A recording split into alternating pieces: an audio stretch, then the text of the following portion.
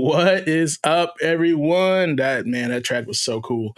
Once again, extra points if you can guess what it is. But welcome back to another episode of the Gaming Academy. It's absolutely freezing here at the Academy, but we're keeping things hot with tonight's lineup. We got Nick, aka Tragically Elite, back with the latest gaming news. The tech segment here returns again, where we're breaking down the gauntlets this time for Dynasty Warriors Origins, and of course, another round of crazy retro gaming ads for Yo Check This Out. So get ready, grab your blankets, cozy up, and let's warm things up with some gaming knowledge and good vibes, because it's time to start the show. As you know, if you are new to this channel, we stream here every Tuesday, 8 p.m. Pacific Standard Time, and I am here with some friends of the faculty. So if you want to join, just know that I'm never alone, and you also are never alone. So with that said, let's get the people in here. Class started.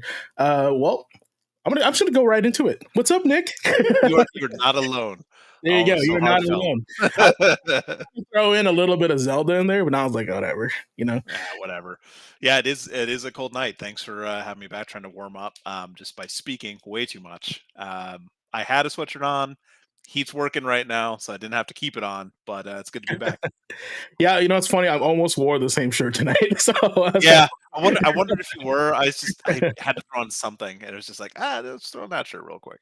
Yeah, I was hoping I can find like a retro. I want an old school Nintendo like logo sweater, but that'd be kind of fun. Like the racetrack oval. Yeah, like the older the better. Like if it was all in kanji, whatever it was even great. Like when they were selling cards. So yeah, I mean you can still get some they're obviously reprints, but the Nintendo store, like the actual store, their own store.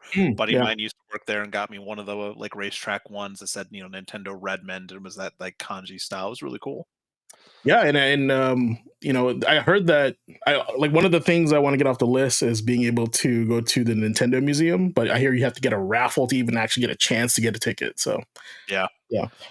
Now here's the one thing I don't take a chance with. It's the guy who teaches the tech on the show, aka the Blazing, the Ace, the Nelson.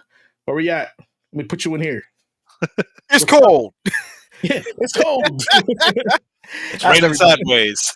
Man, there, Ace. It's cold. Yeah, it's logged off. That was it. Blink. I was like, here, blink. Nah, today's I skipped like the weapon that I'm going to be doing for the tech this week. I skipped it last week because I was like, let me save that for a little bit, because I wanted to make sure I actually finished the game. I finally hit credits on Dynasty Warriors Origins. Hey, nice, beautiful. Check that off the list. Nice experience, great stuff. But yeah, now that I've actually gone back in and the post game has started working with these weapons again, it's gonna get interesting. Yeah, so that's actually a great thing to consider if you guys are watching out there and you guys have playing Dynasty Wars or have been playing Dynasty Wars historically. How do you guys feel about replay value on these games? Like for me, I always felt like once I did everything, the only thing left for me to do was to level up everyone. Now, back in the day, I hate saying this, back in the day, I remember going back to the whole game because you had to find everyone's secret weapon, the secret fourth weapon. And so I was kind of thinking like we've kind of lost that charm and that mystique of like being able to find these hidden gems inside the game, because now they're just locked through the ease of DLC and monetization, right? And the reason why I started thinking about this is because, and maybe I missed it on here on the syllabus, but MK1 did the whole thing with Floyd. Did you guys know that? Mm-hmm. Yeah, and I was like, wow, that's like so cool that the fact that they hid that stuff in there and you had to do these checklists of things to unlock the fight with Floyd. That's like legacy MK Easter eggs, And I just feel like a lot of the games now like have lost that that sense of like adventure and mystique when you're trying to find that secret level. Maybe because of the invention of social media or in YouTube, but I just don't have that. I don't feel that vibe anymore. What do you guys think? Yeah, we've had that conversation or similar conversations before, kind of lamenting the loss of like cheat codes. Remember cheat codes, having to find those out? You would have to find like hidden texts of someone who like left a little like notepad behind a game he bought in a store, to someone who went through and like wrote down the infinite ammo like button combination. Like that's how we had to do it back. You find a little slip of paper or like if one of your friends hands you a little slip of paper with like Raiden and Johnny Cage and Liu Kang's fatalities on it, it's like you were holding some fucking sacred texts. Yeah, shout out to Smoke and Scorpio and chat as well. Like, hide things behind waterfalls again. I need that T-shirt. Yes, like we miss that. It's one of the things. Like, I'll go up to a waterfall in the game, miss and wall just a rock face. Like that cracked wall that looks like in Zelda, right? Like you have to throw a bomb on there, right? It's not like Duke or Doom where we're just humping every wall as we go along, hoping that it opens up till you memorize it. Yeah, you're right. It is different. I think it in a different way. That's one of the reasons I liked playing like Persona 5 and Metaphor. You have to do New Game Plus to experience the full game. Or something like Nier Automata. When Nier came out, you had to replay it multiple times to get the different endings and the secrets and the story. Like that's, I think, one of the reasons why that one was so cool to play was for that reason. It gave you an incentive to go back and replay it. Not the same as like, going back to unlock the last weapon kind of secret or unlock a hidden character, but like to experience the full game. You have to do that with those games. And that's why I love them. And also at the same time, hate them in the sense that I have to play 150 hours to play the full game. Remember Super Ghouls and Ghosts? You had to beat it through twice to get the actual ending.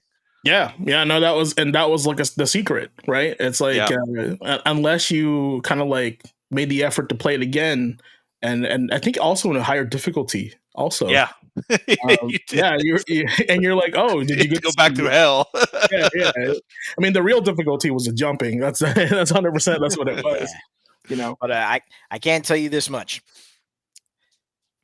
There are alternate endings for each of the factions in Dynasty Warriors Origins. Oh, that's cool. And you open those up once you complete the campaign. Don't worry, I'm being engaged here, but like I'm just trying to see if I had. But I'm also not. I have a box art. I have a case of I'm trying to find my case of Deadly Alliance, right? Because the Deadly Alliance, when I bought it, I opened it up. It had a list of all the fatalities of somebody wrote down a notepad. Oh, nice. And I kept it in there. I was like, "This is a legendary. I'm not gonna take this."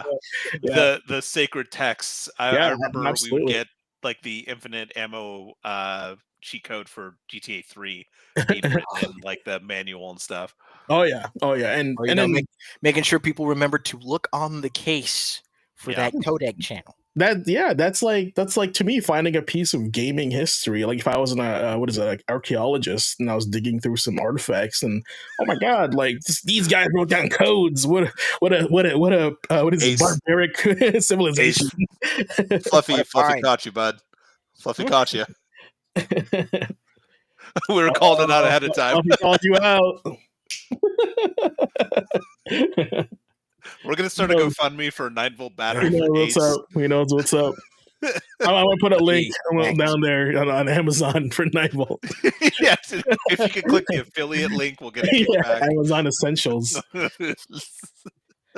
So we can get a double battery so it doesn't fucking happen again. Just so you know. At least you know it's working for now. So that's awesome. And these are like some of the things that I've kind of missed as far as like, what when we experienced video games back in the 90s and the early 2000s when we still had magazines and EGMs and the Game Pros and the PSMs, right? Stuff like that. Leading us to our next topic, of course, Yo, check this out. Yeah. If it's your first time checking us out, nice. This section we check out old retro gaming ads of the past. So if you're old like us and we've been checking out video games for the longest time, you know that before the internet we had magazines and TV ads, and we like going back and checking them out. So here we go. Let's go back to the past where the games suck ass. So can you guys guess which game this Super Nintendo ad was talking about? That looks really familiar. The street cred, the street wise, the street talk, street. You know the rest. It's coming soon. I swear to God, ever, Street Fighter 2. will you ever reach the end? So this had to be a 2-page spread because I feel like it's a landscape, right? And those were like that's kind of how you can guess how it's a big ad. So if you're taking a 2-page spread in an ad, it's got to be big. And then also it's a Super Nintendo game, so and it's pretty crazy. It's kind of a big deal. So any takers in chat? Has anybody seen this ad in the past and go, "Wow, I saw that before. That's cool." Oh, core memory unlocked. Yeah, right. It's like I don't quite remember that. That's why I guessed it was probably something like Street Fighter 2. Well, that face, the eyes or something look familiar to me, and I feel like that's going to be a theme. But go for it. What do we got? What is this? All right, let me see if I can pull it up here. I couldn't. Unfortunately, I wasn't able to do it like last time, but that's coming up anyway. So there it is. So you guys guessed right. Street Fighter 2. You've been asking for it. Yeah, fair. So it was a simpler time. yeah, I've never SNES'd. Well, the Super Nintendo, the ads at least had this like theme of giant like typography, and they've always give you these suspicious like hints and clues. And so this one was of course Street Fighter, and I do remember seeing an ad in a order magazine where you order your video games by mail, right? Wow. And then this is the time where you pre-ordered it, right? Mm-hmm. And then you sent them a check or whatever, which is crazy to think about if you think With about a self-addressed stamped envelope. Correct. No, well, this one wasn't. So this was a one pager, and I'm pretty sure I'm not going to be able to find this freaking ad, but this was a place that was available for you to pre-order Street Fighter 2. I think it was like 8 months before it came out, and they said like pre-order now, $80. $80. Keep that in mind for a Super Nintendo cartridge, and then we'll send you upon release date. And I remember specifically, Dad, like, I don't need a birthday present. I don't need a Christmas present. Just order this for me right now. I really like Street Fighter, right? Mm-hmm. And he did it. And we thought it was a scam because, you don't get something like 8 months later, right? That's, of course. But we did. I think it was like a day late because, I don't know, because mail, right? And I just remember like, wow, I've been waiting 8 months for this. And it's just kind of crazy to think about like how that's so common now, how we order video games online and it comes through the mail, right? Versus back then where it was just kind of ludicrous to give somebody a check and fill out a form on a magazine and mail it to them.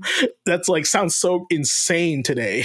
So what's crazy to me is just like this giant spread with all this, like you said, huge topography, and then you see like in the little corner, lower left-hand corner, the little cover art kind of thing. Yeah, like the label art, like the tiniest little thing in the corner, smaller than the Super Nintendo logo. Like that's how little that was in that real estate. That's crazy. Yeah, they really wanted to get your attention. Like, I'll pull this one up here. So yeah, having that like difference, that the black and white. I mean, especially compared to like the stuff we saw from Sega around this era too, which was way more colorful and in your face kind of thing. Yeah. Let's see. Except for the Genesis does one, Nintendo. I think that was literally them flipping it because that was black background, white type, wasn't it? So if you're only playing, it's not Nintendo. So this was kind of like their counter, like to the Nintendo don't, right? So it's weak, but it's there. Like I feel like if you saw this ad back in the day, you'd kind of be like, wow, like I remember this. Like, speaking of Ghouls and Ghosts, it's right down there. So yeah, I was gonna say that Adventure Island. What is that last one? Rival Turf, which was a brawler, beat 'em up for sure. So. No, yeah, these were super popular. I think these were more like in EGMs. I don't think they were in Nintendo Power. I'm just trying to remember. Oh, here's another one. Wow, they were really on this one. So they went really hard with this style, and they kept really pushing Street Fighter 2 because it actually was the best one, like to be on a system. It was like the best system to play it on. So here's a little slap at them.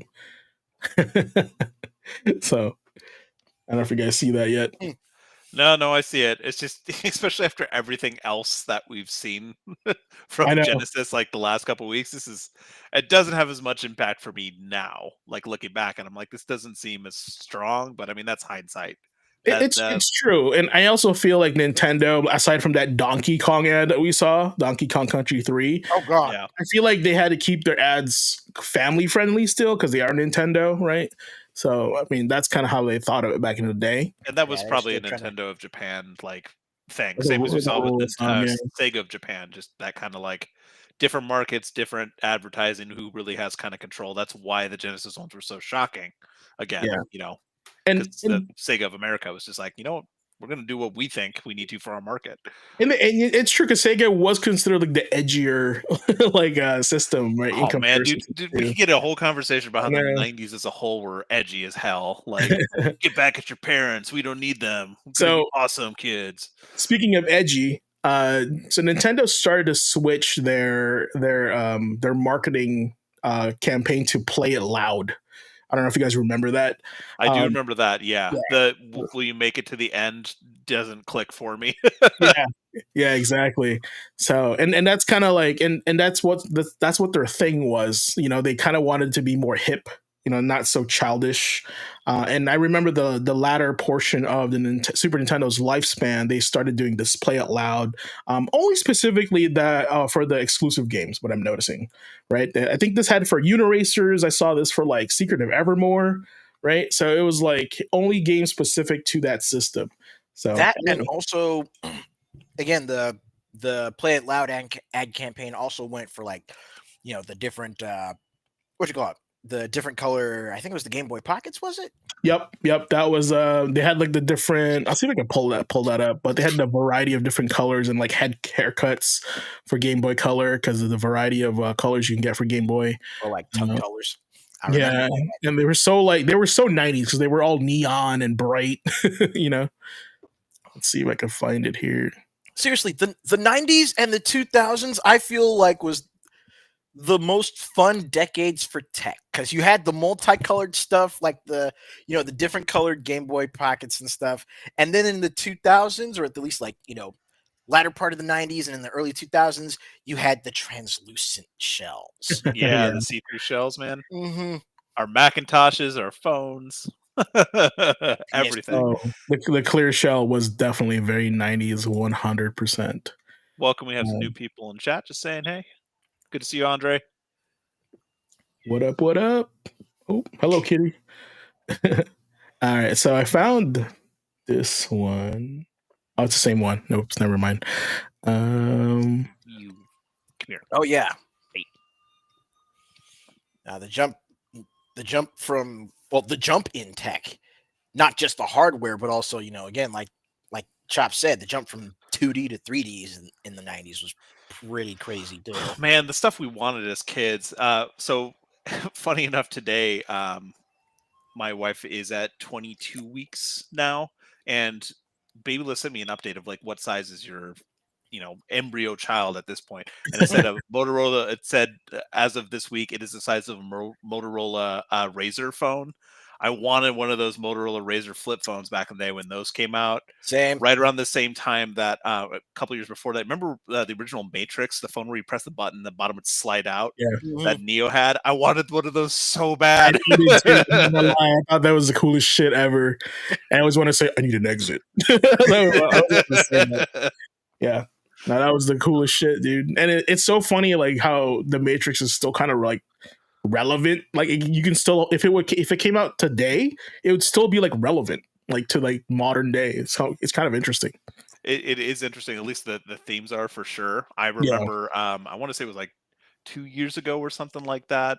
Like I was hearing from like some friends, like the kids today, what are they wearing? It's like Y2K styles back. And I'm like, no, no. You don't wish that upon yourself. You do not know what you asked. I'm still looking for the Game Boy one, but this is an ad that I found that was a rip on Sega Saturn from PlayStation. Pretty much. If you still want to Saturn your head is... Like you can't say that shit anymore. No. You can't do that on television. It's crazy. That was pretty good. That's a good one. Yeah, no, that's good. With the planet in the background. That's the too, thing. like I love the rivalry because, like, like honestly, like I don't love console wars, right? Because that's just so stupid, in my opinion. But I love the fact that like they just poke at each other, right? Because it creates conversation. It's almost like chat in in any like any publication. The comments are always like contrarian, and they always want to debate, right? So it just reminds me back in the day. And wait, being back. Oh no. Yep. Right there, center screen. That's Battle Arena Toshinden, isn't it? Yeah, with Ridge Racer, I think. Mm-hmm. It went silent just in time for that beep to go off. There's another one. Oh yeah, I remember that one. God. More power. Edge magazine. Yeah. Edge. Oh shit. Man, everyone talks about Game Pro, Game Informer, EGM. What about Edge? Edge was like the most it was the most expensive one. It was always $2 more than all the other magazines. But because I think it was a British publication. And they were always like going for the classy route, right? They weren't going for like, because GamePro had like the gamer look and they had all the characters like Ninja X, remember that guy, right? But like an EGM was more like down to earth. I called it like the working man's magazine for gamers, right? Edge was always like the minimalistic, like very like highbrow, like this magazine's expensive, always in the bag magazine, you know? That's kind of what I remember it is to be. Get your edge in gaming. I mean, that's probably how they sold it. The one other well, one I probably wanted with more of an accent, but let's see. The other one I wanted to share with you guys was actually a Mortal Kombat ad. Let's see if we can find it. I still can't get over that Stevie Wonder one from last week. Oh my God. That's another you can't do that on television. That's pretty wild. I'll show this box art here while I'm looking for this other thing.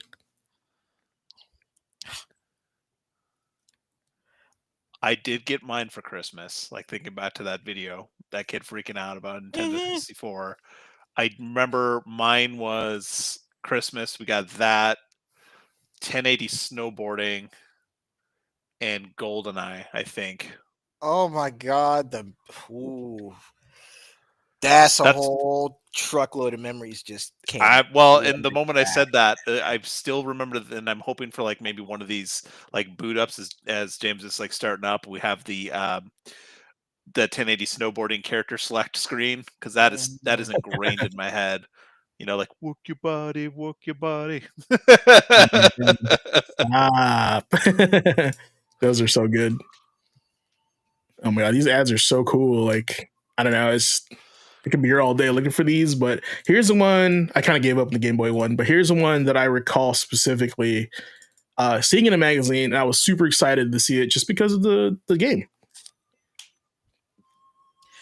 Yes, this one I definitely remember, and I have seen it multiple times in Nintendo Power magazines. Yeah, and it was like, this thing was, any time that you saw an arcade game ported into your home console, I think my brain would explode. I was like, oh my God, I get to have this arcade game in my house, like, you know, in my own way, right? So anytime I saw a really close like port, I was always obsessed with like buying it, you know. So it was always sad when you saw like it was a kind of a downgrade visually or gameplay wise. But I mean, Turtles in Time was one of my favorites to play in the actual arcade, so getting the home version was nice. It definitely, like, now that I'm older, and then like you and I worked on that retro game store together that had pinball machines and arcade machines, you could see it side by side and see like later on how much, like, maybe as a kid you didn't realize it.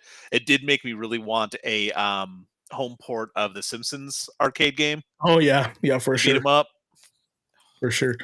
Here's the 1080 ad that I was looking for. And then here's the thing. I think like the only time we got an actual port of the Simpsons arcade game was a download on the PS3 and 360.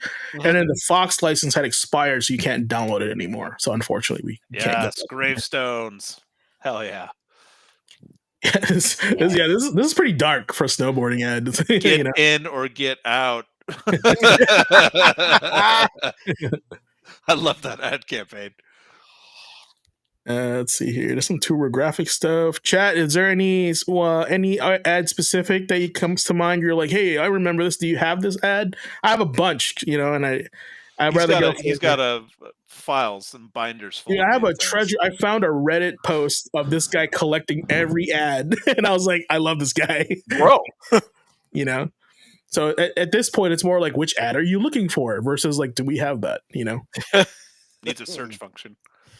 I know, and it's all like, oh, here's a cool one. I mean, this is a lie, but this is relevant to what I was playing earlier. Yeah, Jago's Altered Beast, Road Rash. I remember Road Rash too. Okay, yeah, I'll find that. I'll post this one up real quick so we can get an update here.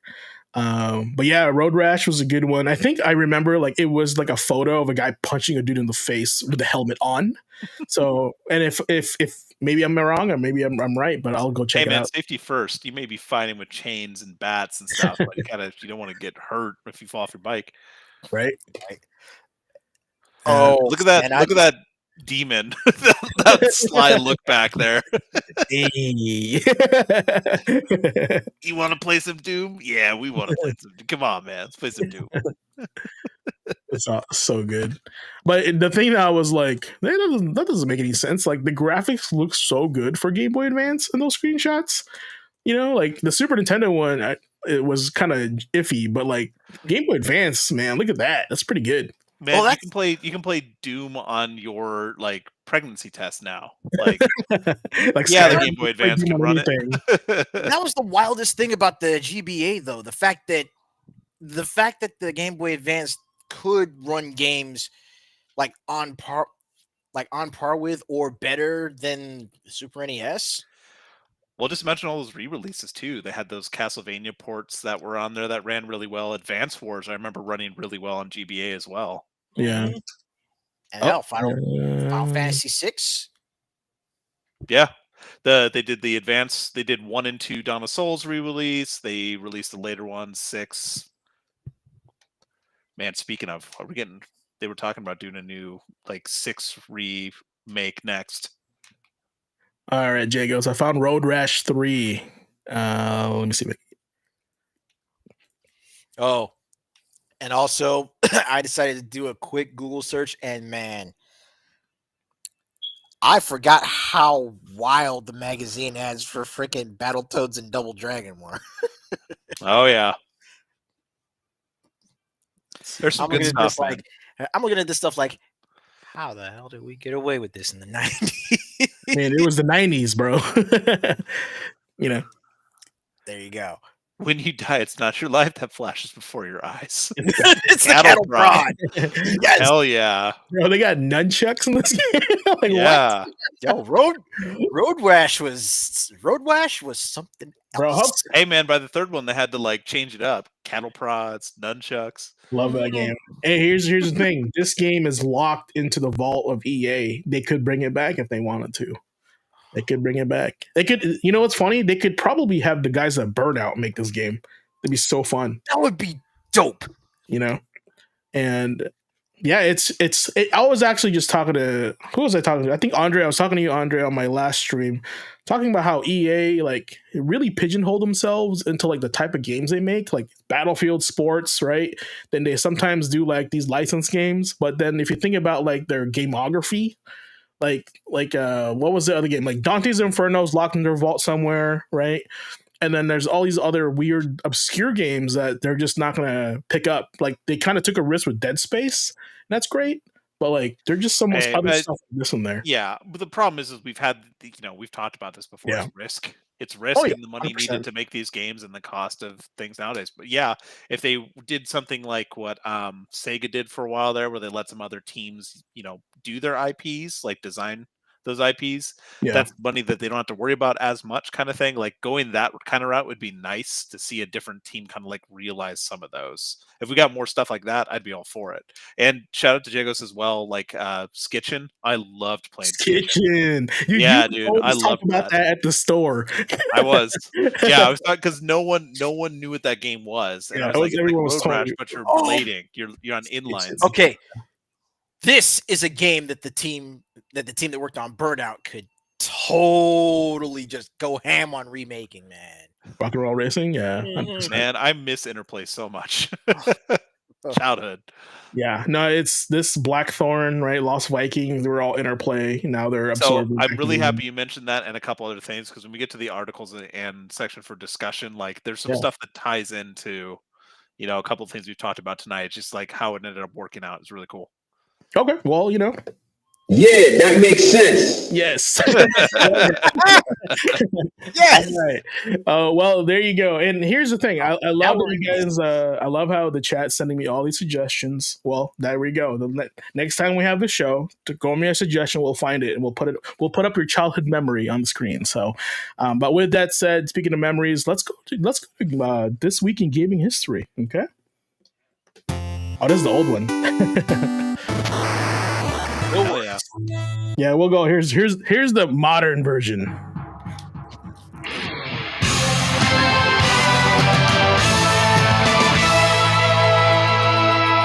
Woo! That one, Ric Flair at the end. Woo! It's pretty hard. I'm not gonna lie. That one, that's from the top rope.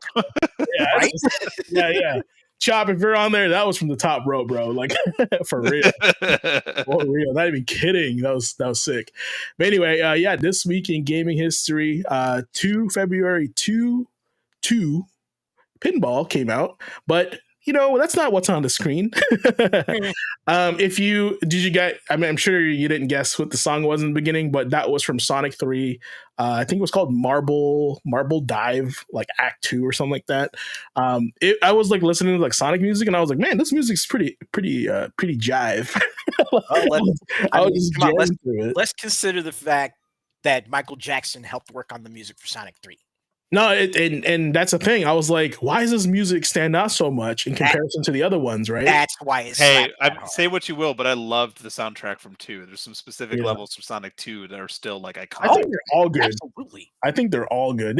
And here's the thing, they match the stage that they're in. I think that was the most clever part. Like, I think level. Yeah, Marble Zone was like very industrial, and so I was like, okay, this is very like jazzy, like and then Green Hill Zone is like more adventurous, kind of like that. So Sonic is awesome when it comes to soundtrack. Thanks, Michael. Appreciate you. But yeah, did you guys? Is this the one that introduces Knuckles? Right. That's with the Sonic and Knuckles attachment. Okay. Yeah, the expansion that you can attach Sonic 3 to, and then play Knuckles in Sonic 3. Because if I remember right, and sorry, I did not mean to cut you off. No, you're good. If I remember right, just on that thought, what happened was they were looking to do Sonic 3, and they had to split it into 2 carts because of the size of the game. And so they released Sonic and Knuckles later.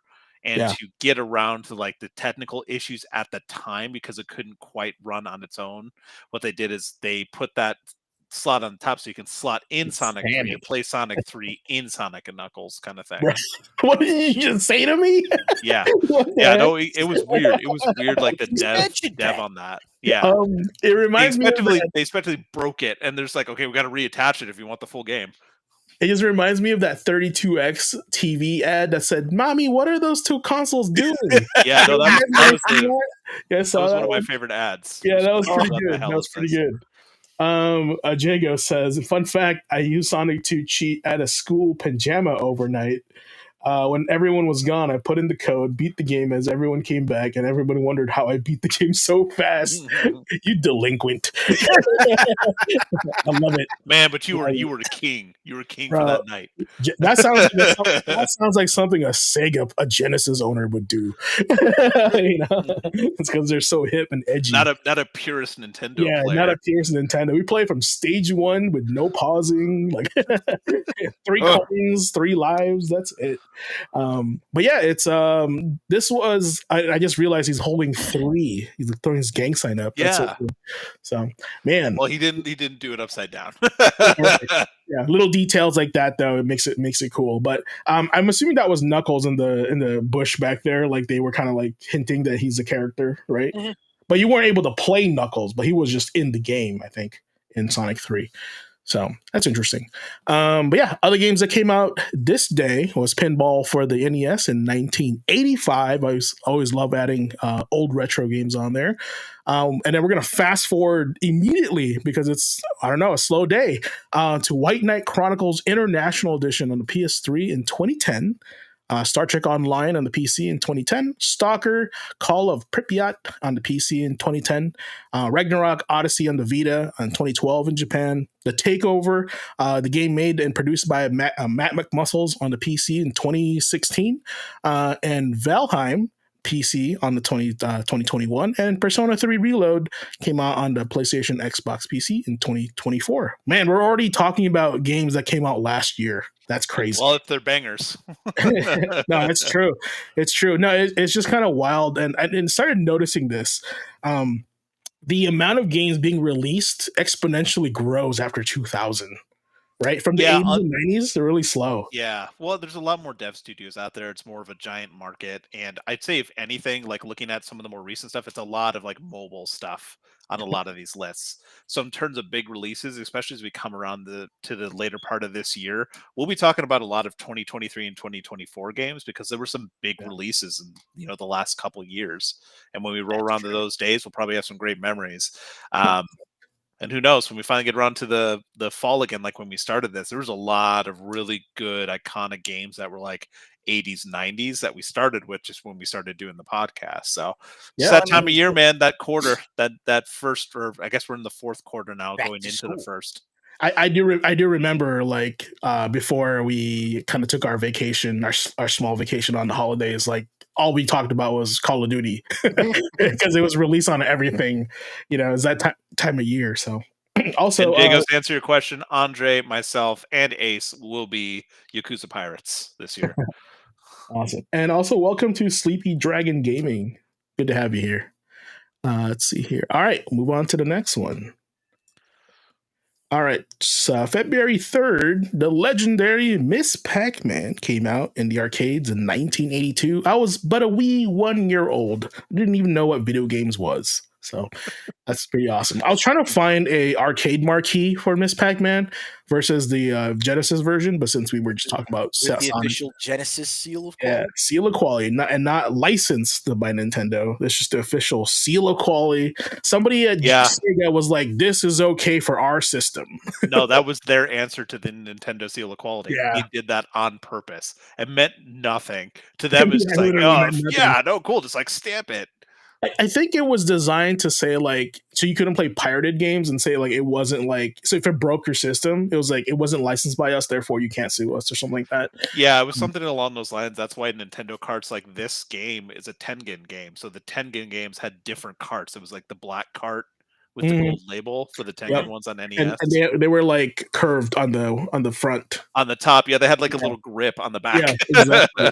Yeah, they were different, and they weren't officially licensed because they re-released them in the licensed version, and they were in a normal cart, from what I remember. And I didn't know that until I started working with you.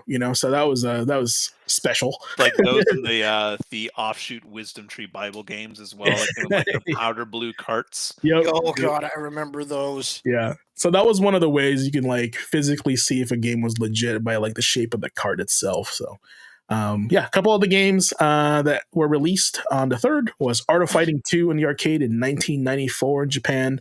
A game called Radical Dreamers on the SNES in 1996 in Japan.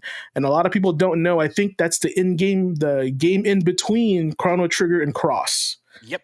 So a lot of people don't know that. Unreal 2 The Awakening on PC in 2003. Another White Knight Chronicles game, Origins on the PSP in 2011 in Japan. And also a personal favorite of mine is Darkest Dungeon on the PC, came out in 2015. So that's a super fun one. Now with Darkest Dungeon, man, that hits a little different today. Oh. Reason being, back when Darkest Dungeon, back around the time the Darkest Dungeon first dropped. This was back when I was actually, doing my, I was on my previous podcast, on the Metro City Boys podcast, and we had the narrator, Wayne June. We had him, the ancestor, on the show with us. Right. He was such a cool dude. Like I was damn near calling him Uncle Wayne by the time we were done with the show. That is how cool this dude is. He's like another Peter Cullen. Oh, So nice. in 2015, 2016, what was the status of your fire alarm then? Full charge. That's what it was. Fully charged. Removed from the wall. Fully charged. It was removed from the wall. No, and I feel you on that because his narration in that game was really what drove that game. Honestly, because I'm a new Darkest Dungeon player. I think I only started back in 2022, 2023, right? On PC. It was on sale. It came with everything, and I got it for like $5. And I tried it out, and I was like, "What? I love the art. I dig it." And two, but like his narration. Right, I thought that was like that's what really kind of like got my attention. I was like, this guy is really cool, And the reason that it really hits different though is because we lost him just a couple days ago. Yeah, I saw that on literally like the day of Darkest Dungeon's 10th anniversary. Well, I mean, that's one of the reasons we talk about like gaming history and stuff is those kind of memories. You got to make a really cool memory and got to know that person, part of that gaming experience you had, and it's fleeting. Yeah, and Sleepy's in chat right now reminding us that sleep is death without the commitment. Like that was actually one of his quotes from when he was on the show with us. Yeah, that's awesome. See, and there you go. Right, so that's kind of what Nick was saying is that this is why we have this conversation because it does bring up those old memories. So yeah, and why we always encourage chat to say that stuff too, just to the memories that they have too. It's a community, so it's cool. I appreciate you sharing that. Yeah, that is a cool thing. We highlight so people know, like when we write this up, we highlight the games and the history that we have like a personal connection with. That's why when we first started doing this, we talked a lot at the start because there's a lot of games that released that were like, I remember playing this whole story I had. I also Unreal 2 was on this list in 2003, and I wanted to kind of highlight that because I actually just finished watching Secret Level with my roommate. I watched all the episodes, and the Unreal episode was freaking sick. Like, I don't know if you guys seen it or chat. If you guys watched that episode called Zan in Secret Level, but they did a good job of like featuring Unreal. I didn't really know what the plot was, to be honest, in Unreal Tournament, but if Zan had anything to do with the original game and like kind of like the lore and world of Unreal, it was really well done in my opinion. So super cool. All right, next day on the 4th. All right, so The Sims came out on PC in 2000. I'd say this is a very big deal because this is kind of like I hate to say it, but like casual gamers, they love playing The Sims, right? And it's all they play, and that's okay, right? And non-casual, I got into The Sims. Yeah, more so The Sims 2, but I remember the OG, man. I was not day one. I was day one. My friend had let's say acquired it from the internet for The Sims, and he goes, "Hey, try this out if you like SimCity so much." And next thing you know, it was 9 hours later, and I was like, "What the hell did I just do?" Like, it was like, "Is it Tuesday already?" Yeah, it literally flew by. I installed it that evening, and next thing you know, 6 in the morning, and I was like, I don't think I feel like I haven't done anything in this game. You haven't, but your sim has like completed your life goals. Oh, for sure. Had a family, multiple careers, living vicariously through my sim for sure. Right, and he had better furniture than I did. Like, oh yeah, that was the crazy part. It hits different. Overnight gaming binges hit different when it's because your body doesn't feel the same anymore. Well, not even that. Just like old school PC games, especially like mid to late 90s and early 2000s, like The Sims, like SimCity, all the way up through Sim 2000, or one of my personal obscure favorites, Superhero League of Hoboken, New Jersey. Like gaming binges with like DOS games and old Mac games just hit different because there was just a different vibe. It's so fun when we get together and do like a LAN party at our age now with like certain games. It's fun to like relive that. We start noticing about like 11:30 or so. People are like, I don't know, man. I don't know if we can go. It's like, come on, we got to power through. We got to get sleepy. 1 a.m. Yeah, exactly. and then you catch that wind. You catch that second wind. You blink. is that the sun coming up? Yeah, That's true. that Andre was said definitely one of my favorite memories. he hasn't finished Secret Level yet, but he saw the last Pac-Man episode. The last episode he saw was the Pac-Man episode. I'm sorry, that episode was dark. So if you haven't seen it, go check it out. Other games to check out for this day: Lode Runner on the PlayStation in 1998. Hell yeah. Another Armored Core game, Master of Arena. And I don't know if I was going to ask you about this, Ace, because I don't remember if I asked you about this one specifically. On the PlayStation in 1999 Japan. Awesome Cross, is that what I'm hearing here? Awesome Cross 98. Awesome Cross 98 on the PC in 2003. Sins of a Solar Empire on the PC in 2008. God Eater on the PSP in 2010 in Japan. XCOM 2, a personal favorite of mine on PC in 2016. Apex Apex Legends on the PC, PS4, and Xbox One in 2016. And a really obscure Dragon Ball game, Dragon Ball Z Battle of Z on the PS3, Vita, and 360 in 2014. So tell me more. Wonder on that. Like that's the one I highlighted was Oxum Cross 98. Yeah. Does chat or do you know why that is so funny to talk about? It's like the old days of the internet kind of thing. Oxum. I gotta Google this shit. So there was a website called Homestar Runner. Oh yeah. And Strong Bad was one of the characters, and they made fun of like announcers like Sunday kind of thing. Okay, so okay. Oxum Cross 98 was a thing they just called out. That episode was so funny, like old Flash like website kind of thing was so funny. They actually released a game eventually called that, the Oxum Cross 98, and they released it in 2003. So it's like it just happened to be released that day. When I saw that online, I was like, we got to talk about that, like old school. Like we talked, I want to say like one of our first episodes, we were talking about like Newgrounds and E-Bombs World, like old websites Internet we used 1.0. to go to. Yeah.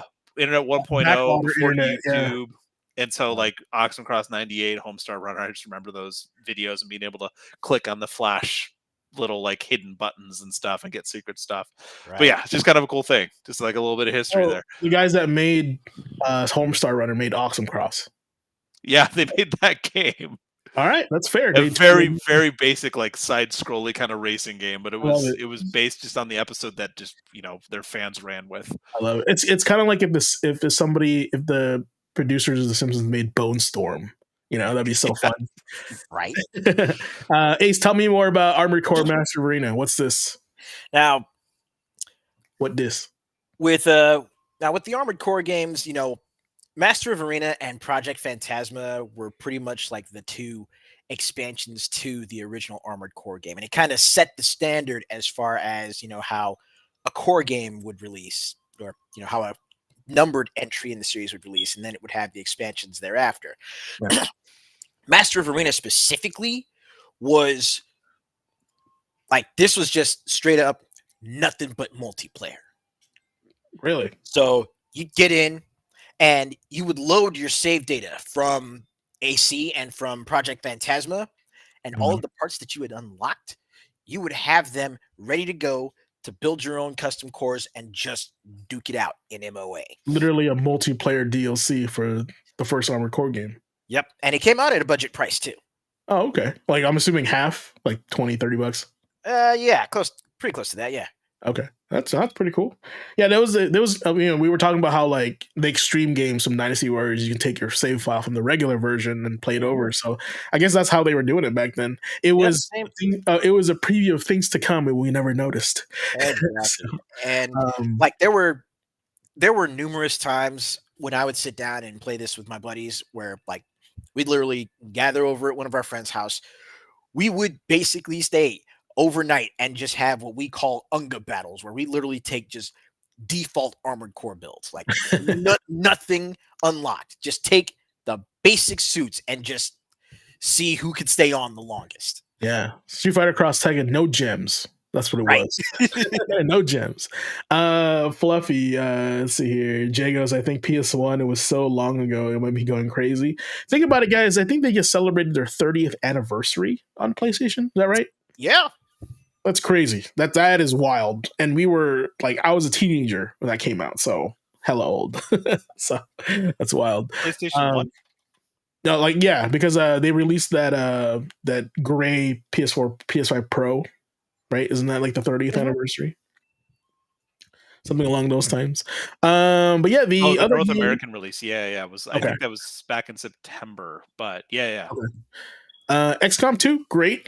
That's actually another game I wish they would kind of. Is it Firaxis owns that, right?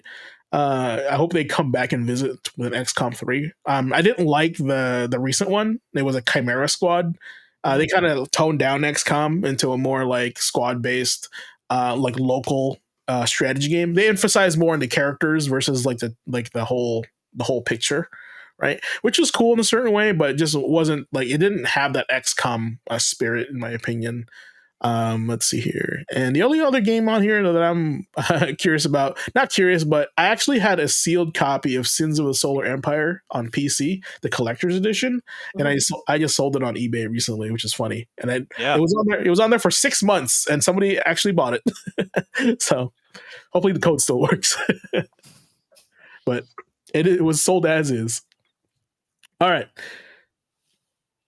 February 5th. This game is special because this thing was technically a failure, but then it led to a success.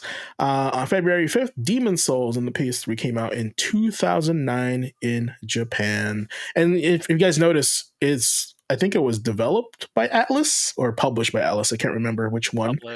Published, right? Yeah, before Sony got their hands on it, honestly. So, yeah, I don't know if you guys have any experience with Demon Souls. I remember buying this game at the GameStop in the mall after work, and then putting it in the system and going, "Why is this game so fucking hard?" That's the first thing I said. Like, what the fuck is this game? What kind of sicko is this game? And then I was like, saying all that shit, and then I was like, but I can't put it down.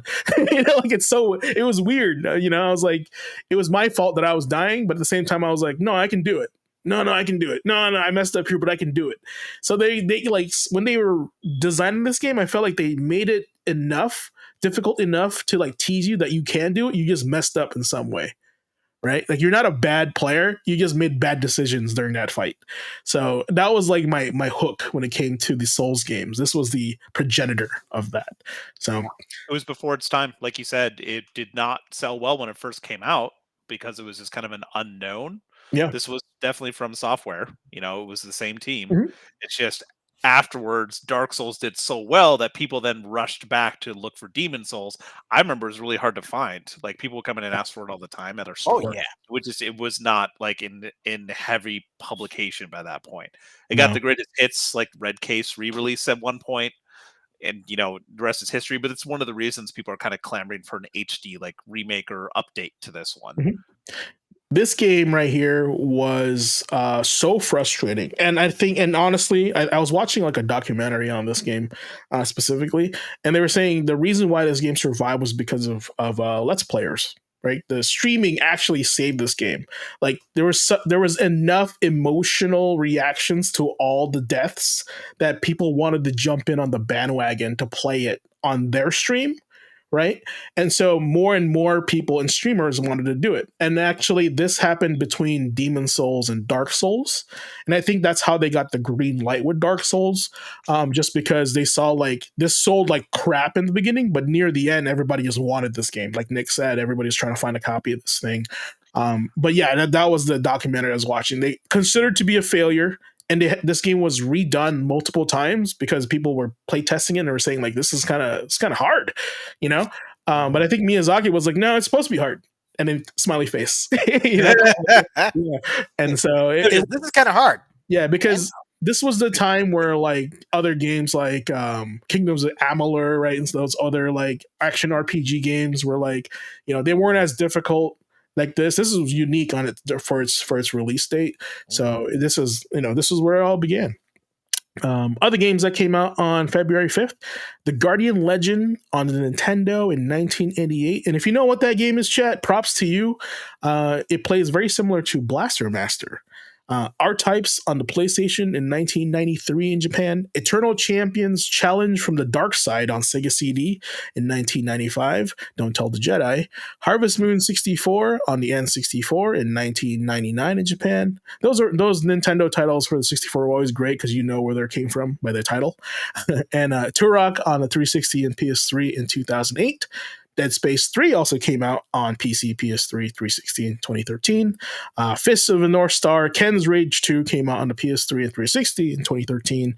And the beginning of the Dragon Ball Xenoverse saga came out on the PS3, PS4, 360, Xbox One on 2015 in Japan. Big day for gaming. Big day. Lots of variety there.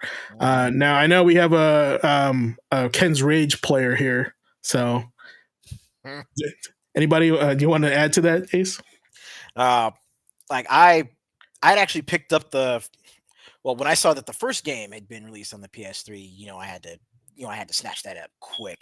And Ken's Rage 2 is definitely one of those that, greatly expanded, not just on the previous game, but, it was actually one of the first third-party licensed games that I had played from Koei Tecmo that really got me back into reading up on the material as well. Because it's like, okay, now that I've played this here, let me go back, read through the manga, see how closely it matches up, or see what else they embellished, and just like comparing the scenes, comparing the characters, especially the newer ones that were added in, and like it was damn near 1-to-1. But of course, it had that signature Koei Tecmo, let's kind of, let's muso this up a little bit kind of flavor to it. Mm-hmm. Yeah, I remember that. And I think like at the time specifically for me, like I was really into the Dynasty Warriors Gundam series. So didn't really get into so much in the One Piece one, but like anything that was like Koei Tecmo, I was like all about. Like, oh man, it's like Dynasty Warriors, but which license are they using, right? So I will recommend this though. Best licensed game that Koei Tecmo has done thus far. I'll give you two of them: Berserk and the Band of the Hawk. Pretty good. And Attack on Titan 2 Final Battle. Okay, yeah, those are pretty good. Yeah, I haven't really tried to Fairy Tail, or there was another one I can't remember. I think Fairy Tail is more of an RPG, right? But yeah, those are really good. Attack on Titan 1 feels really good to play. Berserk, I streamed that actually back in 2020, so I'm all about that. No, those are good. Those are good ones, and hopefully they go back.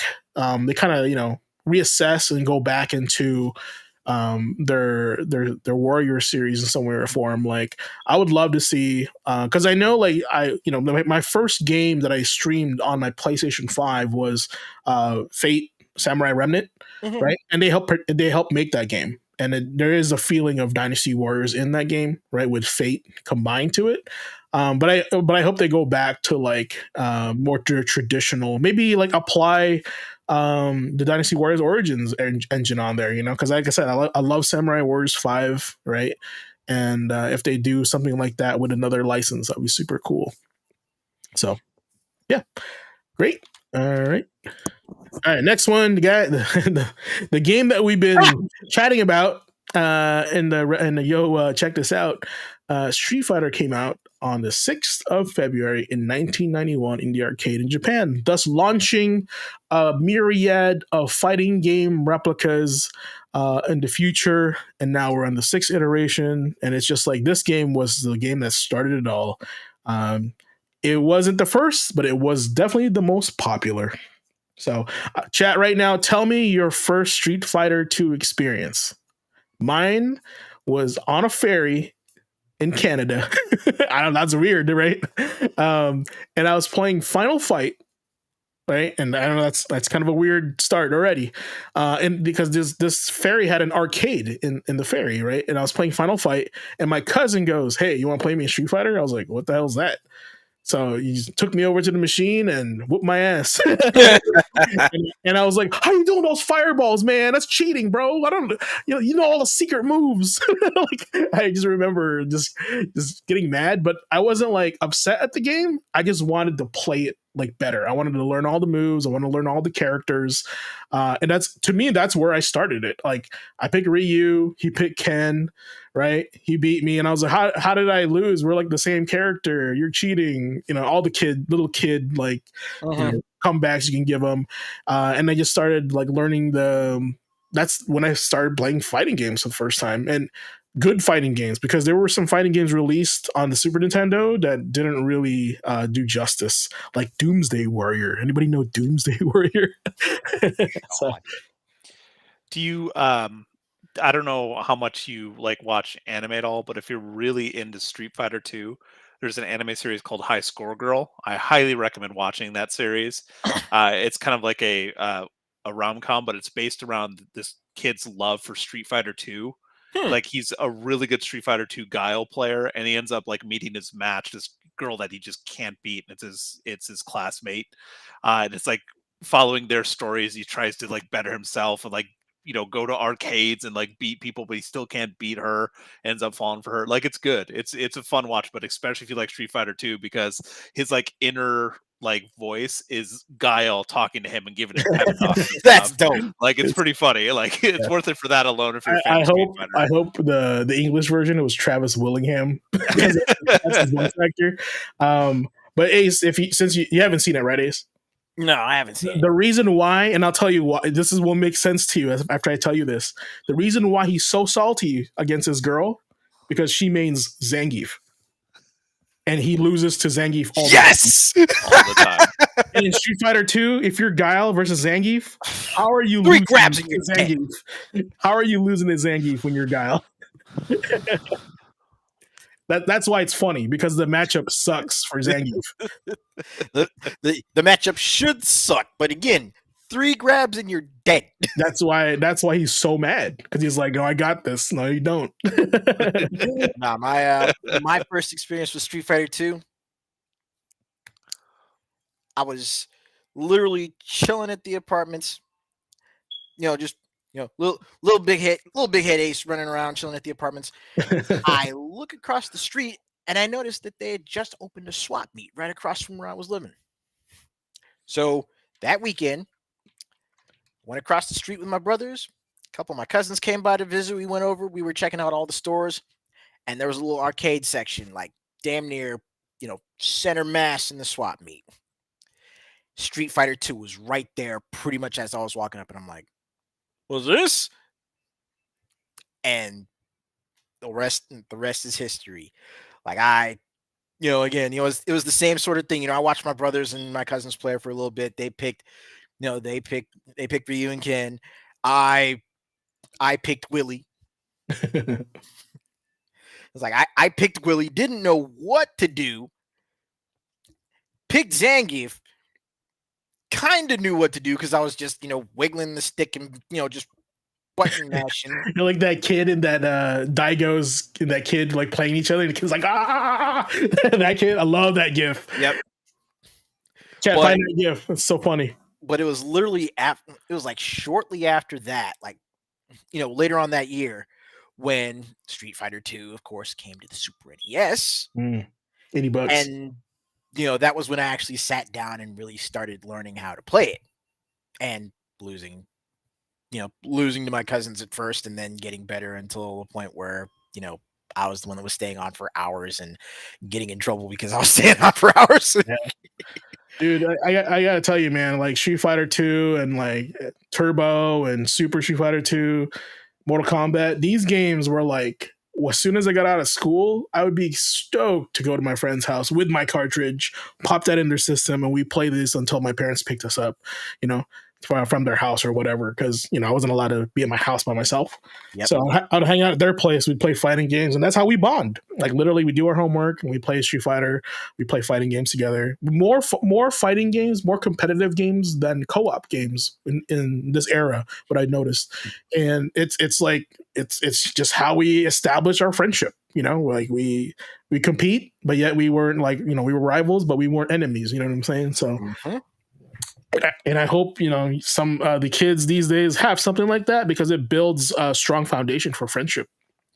Even to this day, my friend from Chicago, his name Gordon, he messages me and says like, "Hey, are you still good at fighting games?" Because we often just played Mortal Kombat after school and after and hanging out, and actually Killer Instinct was his game. Like he would be good at Killer Instinct and bad at Street Fighter. So it was just memories, all over the place, which is good. And this cart specifically, I was kind of like disappointed in the artwork. And when I was a kid, because when you're at the arcade, you got the marquee, you got the Japanese street art, right? And I thought that was the coolest shit, and I expected that to be in the box art also. So I almost thought, because little James wasn't very bright, right? His int was like 2, and I thought I was getting a bootleg copy because I ordered this off the internet. And I was like, "Oh, it's not the same game." Like, but it was fine. But I was just panicking because I was a kid and not smart. So that's that. Anybody in chat have a Street Fighter 2 story?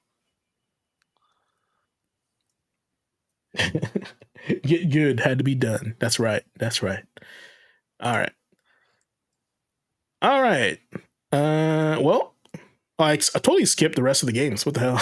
That's how awesome those games were. The other games that came out on the 6th of February was Adventures of Tom Sawyer on the NES in 1989 Japan. I put that one specifically because I remember renting this game multiple times from the store. Reckless, the Yakuza missions on the Xbox in 2002. Chibi Robo on the GameCube in 2006. If you guys know X-Blades on PS3 and the 360 in 2009, The Darkness 2 on PC in 2012, and whoever owns Darkness as an IP needs to bring that back. It was super good. Soul Calibur Lost Swords on the PS3 in 2014 in Japan, Grand Blue Fantasy Versus on the PS4 in 2020 in Japan, and Sifu also came out on the PS4 in 2022. My thing, I don't know what Lost Swords was on the PS3. Can somebody remind me what that was? Soul Calibur Lost Swords? Yeah, I thought that was the one on the Wii, but that's different. No, that's different. And I keep getting that confused because whenever I think of like fighting games or different games that had like weird Wii offshoots, I think of Castlevania. Yeah. Castlevania Judgment. Yeah, was a thing. Oh my god, that's definitely a Kusoge game. Soul Calibur Lost Swords was the free-to-play Soul Calibur 4. What? Free-to-play? Excuse me? Oh yeah, this was the era where they were trying out like Tekken Hybrid, right? Yeah, like Tekken Hybrid and Tekken Revolution. Guys, I don't know if you guys remember, chat, this was the time Namco was experimenting on digital quarters. I know that sounds fucked up, but like they made you, not made you, but like you can download the game for free. You only had X amount of matches to play. And if you wanted to play more, you can buy digital quarters to play more matches. As you can see, it didn't work out very well because I don't even remember that game. Oh, you blocked it out. I probably did. I was probably like, I'm so disappointed in this. This is trash. Your mind was trying to protect you. No, it's to me that was like, how low can you get? First, you give us gems on Street Fighter Cross Tekken, right? And then now you give us like digital quarters to play our fighting games. Like, I get it that it's free, but still, like the core gameplay of just matches is what people want, and you're gonna charge that. Now, I understand if they do the free to play model and they chose characters to unlock and to buy, like with Killer Instinct. Yes, that is a great model. But to actually fight in a fighting game, that's like they're literally trying to give you the arcade experience at home, the monetization portion of it. So that's not I'm a hard pass, dog. Also, shout out to anybody in chat that knows what X-Blades was, because I only know from the box art, and I was too scared to buy it. I didn't know what it was. And The Darkness 2 is another IP, I think. I don't know who owns that. Is it like 2K? I can't remember. But that's a game that needs to be re-released again in some way or form, because I do remember that was very obscure and everybody liked the concept of that game. I'm pretty sure I'm dying right now. Also, Sifu, another game on secret level. Super cool. So check that out when you guys get a chance. And Sifu itself is an awesome game. And that developer is also releasing a new soccer game, or aka football game, coming out pretty soon as well. All right, so on the 7th of February, Way of the Samurai 2 came out on the PS2 in 2002 in Japan. And this game was popularized from I was exposed to this game courtesy of that Asian kid. He had all three of them, I think. The first two were on the PlayStation 2, and then the last one was on the PS3, I think. And it was like, at the time, it was like Mass Effect with samurais, because you make a choice, right, and then your choices affect your next like experience in the game. Another game I never fully played, but I just watched them play, and I thought it was very entertaining. So I don't know who owns Way of the Samurai, but that's, to me, this is the closest thing you'll get to like a Jade Empire. And that's sad. That makes me upset and sad to think about. But other games that came out that day, a great game rivaling Baldur's Gate Dark Alliance, Champions Return to Arms was the EverQuest version of Baldur's Gate on the PS2 in 2005. Also an extremely rare game to find. This is the sequel, I think, to the other one, Return to something. I can't remember what the first one was called. Tales of Legendia on the PS2 in 2006. The infamous Gotham City Imposters on the PC, PS3 in 2012. Kingdoms of Amalur: Reckoning on the PC, PS3, 360 in 2012. The Darkness 2 also coming out on the console on the PS3 in 2012. Resident Evil Revelations on the 3DS in 2012. And Hogwarts Legacy on the PS5 and Xbox One in 2023. So a lot of variety there as well. You were talking about Champions Return to Arms? Return to Arms, yeah. What was the other one? Yeah, Sometimes it in was Norath? just called Champions of Norath, yeah. Okay, this was the second one. Yeah, that's right. Yeah. Both games are extremely hard to find. And expensive. And they were one of the games where people would come in like, hey, I want a game like Champions of Norath on the PS2. Can you suggest? And it's like, well, it's kind of one of a kind. Yeah. Well, I recommend the Baldur's Gate Dark Alliance. Dark Alliance, yeah. Dark Alliance 1 and 2. Yeah, and then I'd be like, if you don't like that, if you want sci-fi, Gauntlet. Brotherhood of Steel was my other one, but it was like more sci-fi than the fantasy. But yeah, that was like what do we say on here? We say competition breeds innovation. That's why we get more of that game, because they want their version of it, right? So hopefully that doesn't die out in the near future. So I added Gotham City Imposters in this game because I was watching that a video from Laura. I can't remember what the last name was, but she was an ex-developer for Gears of War 2, and she's also she talks about like being part of the executive portion of game design and also the dev portion of game design. And she also worked on Gotham City Imposters, and this was a game where they really took emphasis on player feedback, almost like an early access type thing, right? Where they heavily asked the players in this game, like, what's fun, what's not fun, right? And I think it was atrocious at first, and as something along the documentary, she was like, if it wasn't for the players, then this game would have died, and then nobody would have played it. But we listened to their feedback fully. It's really interesting you mentioned that, because again, there's a couple things I'm going to talk about in the next section that kind of like loop back into that a little bit. Yeah, great. But part of the work that I did, and I've mentioned this before, was I worked as part of a team for that was one of the people I got to work with. And I can only talk about it now just because I don't work there anymore. But I used to work as part of the team that would help find participants for research studies for Xbox, like Xbox Game Studies, Xbox Game Studios, and their satellite stuff. Feedback is definitely a part of this loop. Playtesting, Ubisoft does playtesting as well, but what she is bringing up is a good example of something that Baldur's Gate 3 was able to do and why people hold that in such high regard. That was in early access for a very long time, like years. That's the only reason that game ended up working out, because same thing, started very rough, ended up very different from where it started, but it was because of that player feedback. And I know there's a lot of people in chat who are kind of saying like, oh, they should always just listen to the players. That's not always the case. No, not everything. And she also established that like if you listen to every feedback from each gamer, the game would be bad. Like right. that. But Yeah, if you listen that's to true. commonalities, and Yeah. especially if you have the ability, that's one of the reasons I loved doing my previous job, was because of that fact. Like, they definitely went out of the way to try to do these kind of studies and get people in and get diverse viewpoints to find the best possible version of the game. And I think that's incredibly valuable stuff. It's something that Battlefield, just in the last day, I don't know if you saw the pre-alpha footage, they're bringing back Battlefield Labs, and that's that same thing. They're bringing in people early on for play testing to get a vibe for where the game should go next.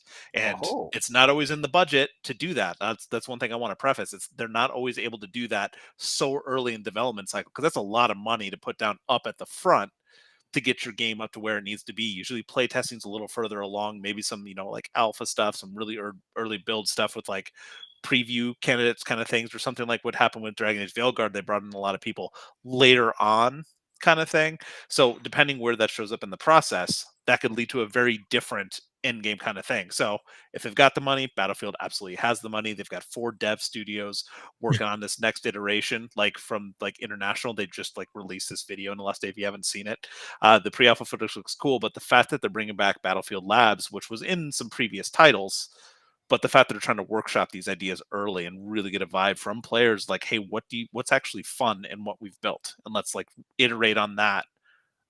Go back, get feedback, iterate again. That's smart, super smart. We'll see if it works out, but It's funny that we were talking about this because I think when I was playing on my last stream, playing Doom on my channel, I was emphasizing, and I think I was talking with Fluffy or Andre, I can't remember, how I wasn't a fan of early access when it had first come out, like the idea of early access, right?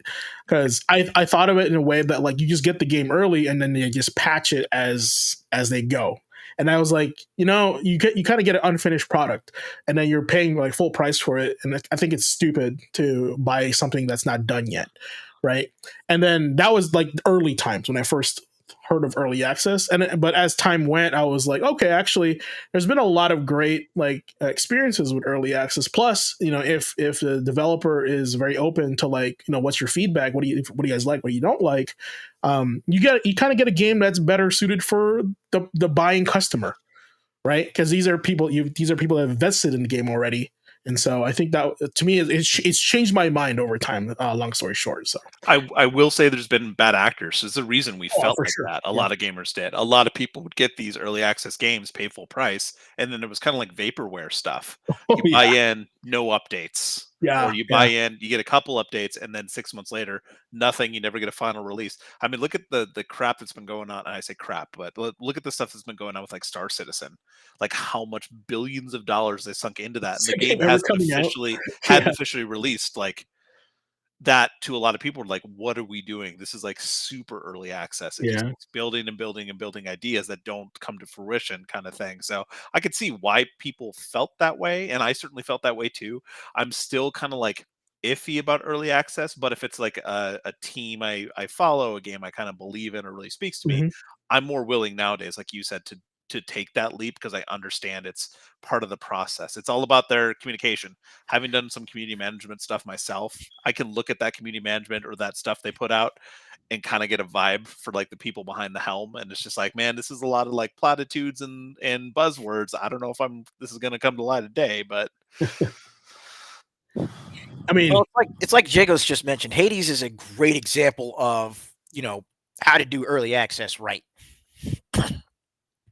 Like the team over at Supergiant Games, they they released Hades early access, and from what I saw of it, it was already a solid product. I didn't wind up picking up the game until like later into the early access period, like just before it hit 1.0.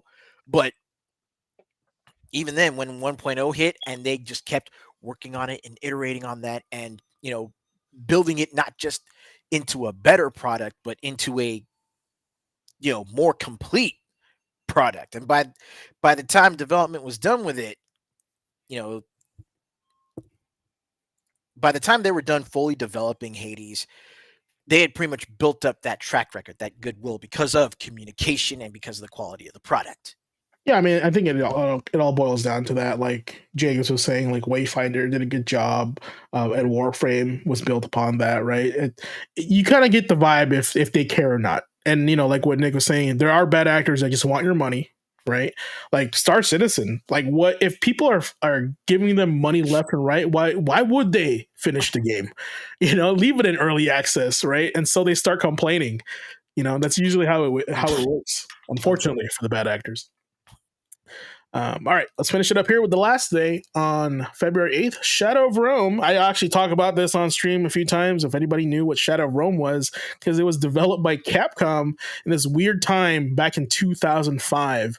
So, Chad, if you know or played Shadow of Rome, props to you. This was one of the weird ones. Capcom was kind of trying different things during this time. And we landed with Shadow of Rome with Agrippa, your main character here. Yes, I know the main character's name. Very obscure game. This was interesting because this was a type of game where you played as not what's his face, not Gladiator Man from the movie. I forgot his or Maximus. Yeah, or what's the actor's name? I can't remember. Oh, Russell Crowe. Yeah, you don't play Russell. You play Russell Crowe or like the guy from Heath Ledger from Knight's Tale, because that was the other character you played, and their gameplays were different. Like Agrippa was, of course, the action one. He fought everybody in the arena, and then as the story flips, you play as the other guy, which sneaks around and solves puzzles and takes down guards. So it was a really strange game, and I'd love to play it again, but there's no way this game's getting a re-release. So I'm gonna have to figure out a way to play it on the PS2, because I do have a copy of this somewhere. Other games that came out on this weird year, or this day: Mario Party on the N64 in 1999. That's where it all started, and probably lost all your friends during that day. NBA Street V3 on the PS2, GameCube, Xbox in 2005. Tekken's Nina Williams in Death by Degrees. That's another weird game on the PS2 in 2005. 2005 was just weird game year. All right. The King of Fighters 02 and 03 on the PS2 in 2005. We got a bundle there. You Don't Know Jack on the 360 and the DS in 2011. How does that work on the DS? That's interesting. Oh man, it was about like trivia games. That game coming back, because I mean, You Don't Know Jack was like early on, like PlayStation and stuff. Yeah. Those kind of like early games, and then this got re-released around that time of 360, and like it created all this like groundswell for those kind of games again, and that's what kind of kicked off the Jackbox craze, was like because bringing back You Don't Know Jack. Yeah, well, I'm saying on the DS, like, is there a voice on that? Like, yeah, there's a speaker on that. Okay, no, like I don't know. I feel like there's hardware limitations, but whatever. Dynasty Warriors 9 on the PS4 in 2018 in Japan. God Eater 3 on the PC and PS4 in 2019, and the ever popular Helldivers 2 was released on PC and PS5 in 2024 last year. So pretty good day. I mean, King of Fighters 0203. Why is that bundled? Do you know a reason for that, Ace? I don't know the reason why it was bundled, but I did actually, I think I know why it was bundled, because beforehand, maybe like I want to say 5 or 6 months beforehand, they actually bundled the King of Fighters 2000 and 2001. So it was like the second King of Fighters bundle. Yep. Oh, I got right here. There you go. You got the 02 and 03. But yeah, they had previously bundled 2000 and 2001 for the PS2. So it looks like it has characters from 99 as well. So it's 99, 2000, and 2001 in the whole package. Andre said you don't get many Greek games from Japanese devs. That's true. Trying to think.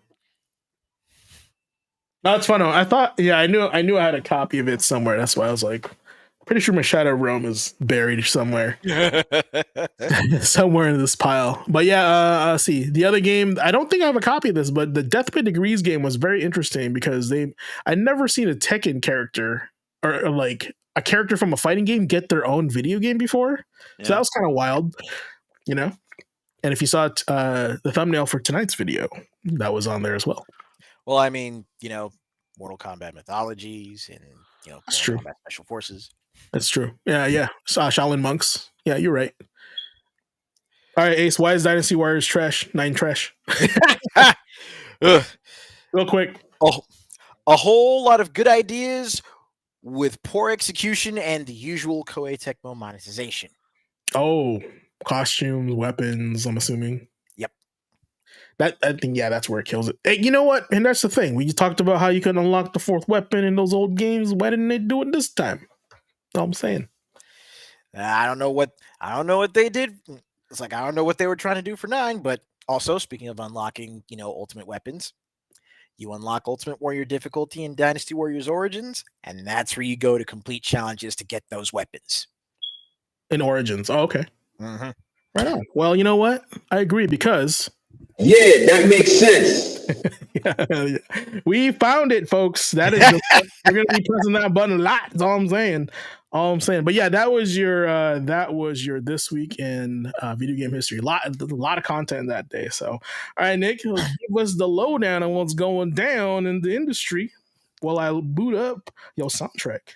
And depending on how much news we got to discuss, I can hold off on the tech till next week because I was going to say I can speed through the news as well. Like, there's not a ton. There's a couple big things and a couple discussion things I want to bring up because last week we had some good discussions and chat jumped in, and that was a lot of fun. So I figured we'd lead with that as well. Mm-hmm. But I'm waiting for that music to go.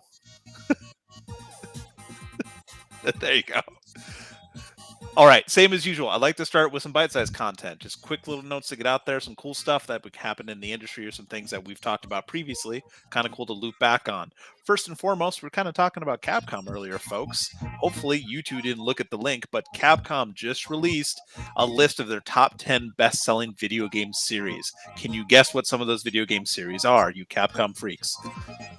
Best video game series? I mean, yes, their best-selling series. Best-selling series: Street Fighter, Monster Hunter, Mega Man. So there's 3 of them. Street Fighter, Monster Hunter. The last one. What was the last one? Mega Man. Mm-hmm. I don't think it's on the list. I don't think it's Mega Man, but it's on the list. There's 10 of them. You said 10. This is their top 10. Just seeing if you guys can guess what their top 10s are. Top 10. Resident Evil. There you go. That's a good one. That's my 3. All right. Nope, good guesses. Number 1 is Resident Evil.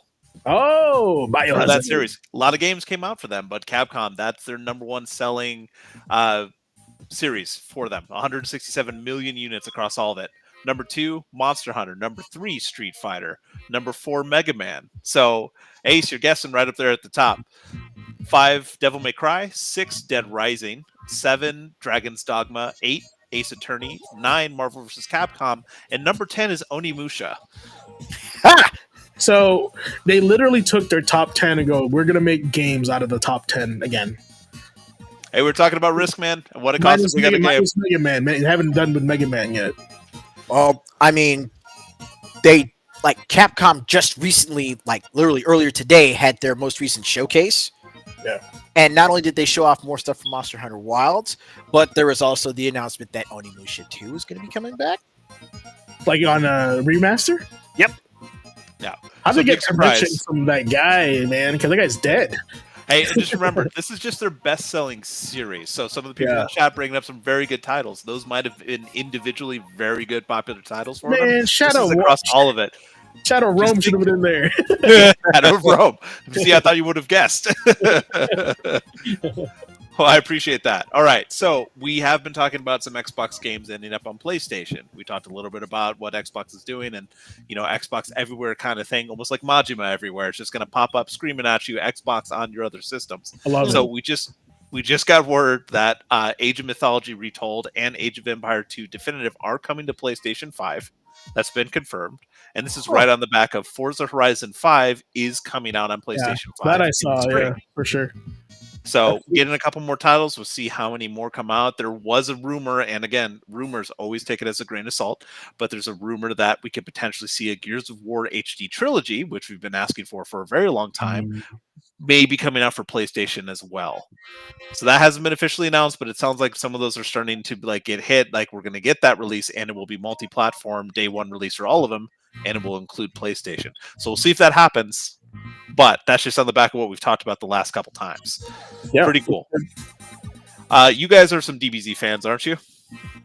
Yeah. I mean, what do you think of Sparking Zero? It was all right.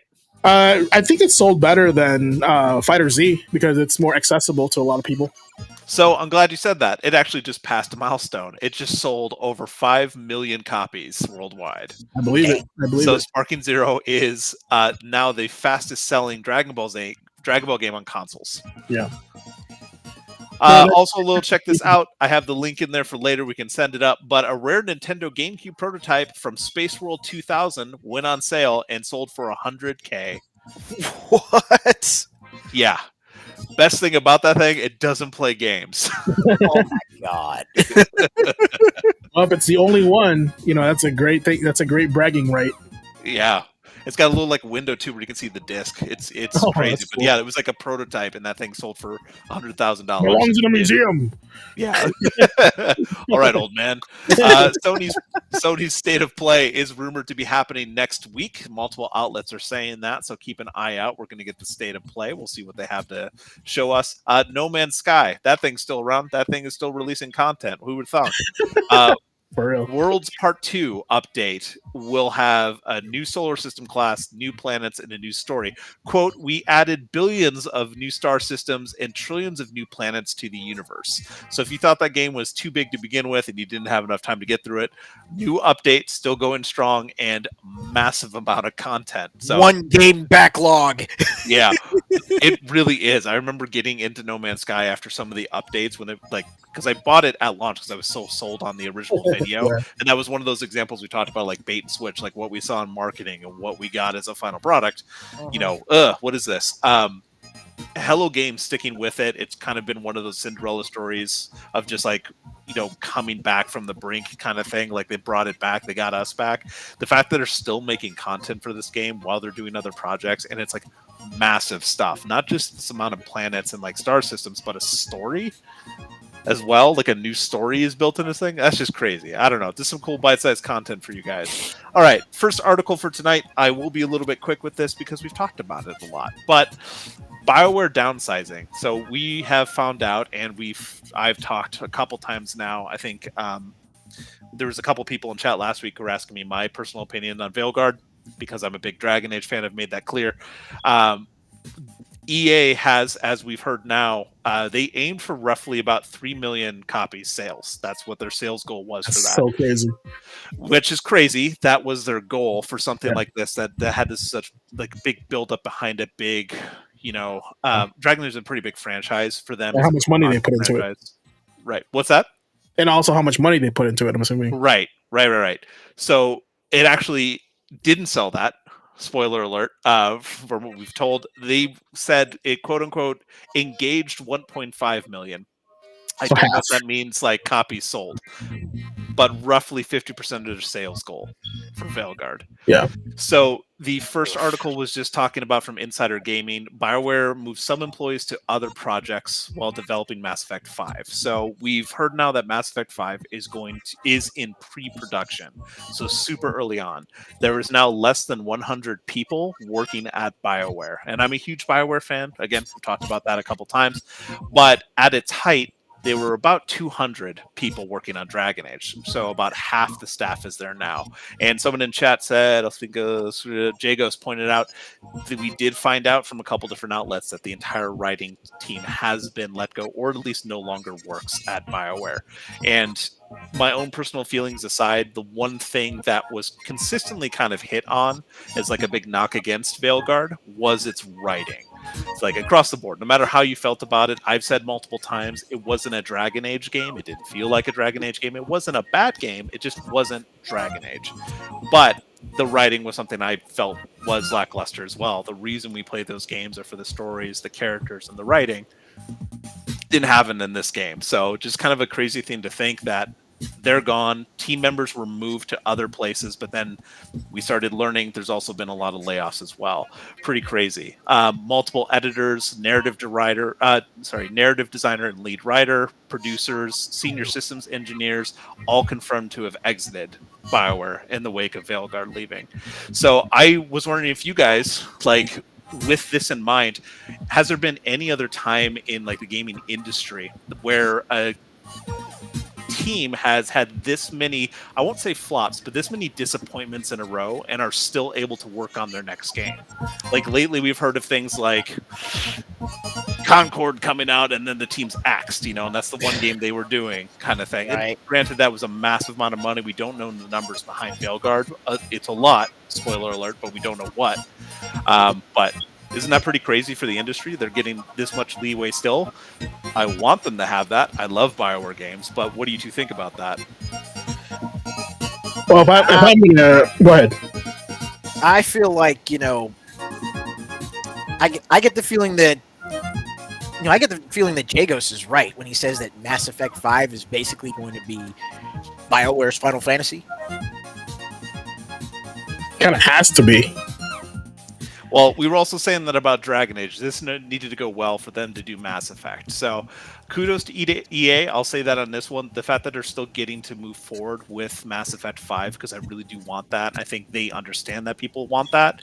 Yeah. One thing I will say, and just as a preface with this, James, I'm sending you an image if you want to share it as I'm talking about this. But Mark Dara, one of the original people who worked at BioWare, he was a programmer and then an executive producer. He worked there from 97 to 2021, kind of one of the big original veterans that everyone's talking about. He is doing his own YouTube stuff right now and doing podcasts. He actually did a YouTube video that explained, from his understanding and with an entire backlog, he shows this picture that I sent James, if he can pop it up. But it explains how BioWare used to be structured and how this could end up being actually a really good thing. The fact that they've kind of like downsized so much and gone hyper focused on this, because for the first time in pretty much their entire history, this is going to be, sorry if it's a bad format, but this is the first time in like their history that they had like one game to focus on. So it's a super interesting look behind the curtain. I'll toss the YouTube link in chat. But if you look at that entire table, you can see they had teams on Mass Effect, on Dragon Age, on Jade Empire, also on Andromeda, on SWTOR. Like the team was constantly back and forth. Thank you for setting that up. Again, Mark Dara, really cool to get his like feedback on the back of that. But just seeing how this team was always kind of fragmented and having to shift from one side to the other. So like when Anthem was having issues and needed to be shipped, they grabbed people from other teams to get it shipped, right? Pretty common, that BioWare magic, having to crunch to get that out. So we're at this final phase right now where, because Veilguard went the way it went and they've had to downsize and people have left or have been let go or shifted elsewhere, we're now down to finally like one project, and it is the make or break. So just kind of a really cool thing to see. And like I said, I just wanted to call that out because it is always interesting to see behind the curtain from someone who's actually there. But watch that in your free time. Really cool thing. Just on the back of this article coming out, Insider Gaming also spoke to like current employees, and they're concerned about more layoffs coming as well. So we'll see what happens. But along with that, one thing to point out, one that EA is doing with BioWare, while this is happening, an internal evaluation is being done to see where things can be improved with the dev moving forward. So this is like ripped down to the studs, going to see whatever they can do to get this dev back on track. And Mark Dare, for his part, has said this might be the only time they've had this kind of focus in its history, and it may be exactly what they need. So yeah, just a weird trend that the studio is getting another chance after 3 big disappointments. I mean, if we're looking at just the layout of this really rocking diagram, I mean, if we're just looking at the layout, it looks like literally the only time they had like that laser focus on just one project was literally back at the start of BioWare, back in '85 with Shattered Steel. Right. At MDK, and then they were doing Baldur's Gate, and they had another team doing that. Again, watch his video. He gives a much better breakdown of all of it. This is just like a snapshot from it. But one thing I thought you two would find interesting, because we talked to either, if you look at that far right column, Jade Empire 2 was in development. Oh, no! Yeah, and it's Mass Effect 1's fault. It's not though. It's not though. Look at that. That got canceled. Dragon and they Age pulled, Origins. then they pulled people. No, that's okay. Dragon Age is great. Yeah. Well, No, Dragon Age Origins and Mass Effect 2. I think it was Mass Effect 2 more than anything that I pulled all mean, those resources it's to get that FLOTOR. out. FLOTOR won it. That's what it was. Jade, we could have had a Jade Empire too, though. So again, watch this video. Really cool. It gives you that kind of little like more like seasoning to understand like behind the scenes how they were pulled in so many directions. They had to build up, they had to expand, and then they had to refocus as things went back down as they got leaner. So yeah, again, we're at the very bottom now. We're at the end of this train. They're on one thing. They've let go of the team that was considered the weakest part of their most recent game. It did not sell well. People are fearful. We'll see, what happens out of it. Maybe something positive can come out of it. But the fact that, this has all happened, pretty crazy. All right. Second article. This one is a rumor. Again, grain of salt, but I thought it'd be a fun discussion point. So there's there's potentially a new 2D Metroid in the works. That has been leaked. Ace, I see your eyes getting super wide there. I'm sorry, what? Yeah. So again, always take it as a grain of salt, but there could be a new Metroid 2 game coming down the pipeline. This is one that I think it was a Spanish content creator and it was translated, so link is in Twitch chat. But super interesting to hear that there could be another 2D Metroid. And this is right on the back of some other stuff that we'd seen recently. How about Ninja Gaiden Ragebound? That look of that 2D, that old school style, right, coming back. Yep. And Metroid is super popular. The big problem with this, and what the article kind of calls it out as well, is the fact that we're expecting Metroid Prime 4 this year. You think we're really getting that and a new 2D Metroid? Like, that can seem sus. I don't know if they do that in the same year, cannibalize. They are a little bit of a different crowd, but it's still kind of a thing where it makes you want to think a little bit. What other titles would you like to have a new 2D update? Hey, to be fair, we're getting a whole lot of Ninja Gaiden this year. It's a theme. Well, I mean, it is a theme. They finally. It looks like if they're following Tecmo's release process, they did a remaster, a 2D, and then a sequel to the game that's very popular. So if Metroid does the same thing, I wouldn't be surprised. I think that's smart. It builds up the anticipation for that big title. Right. So the team that is potentially working on it is the ones who released, I think it was Metroid Prime Dread, if I remember the title right. It was that super popular 2D release. Action.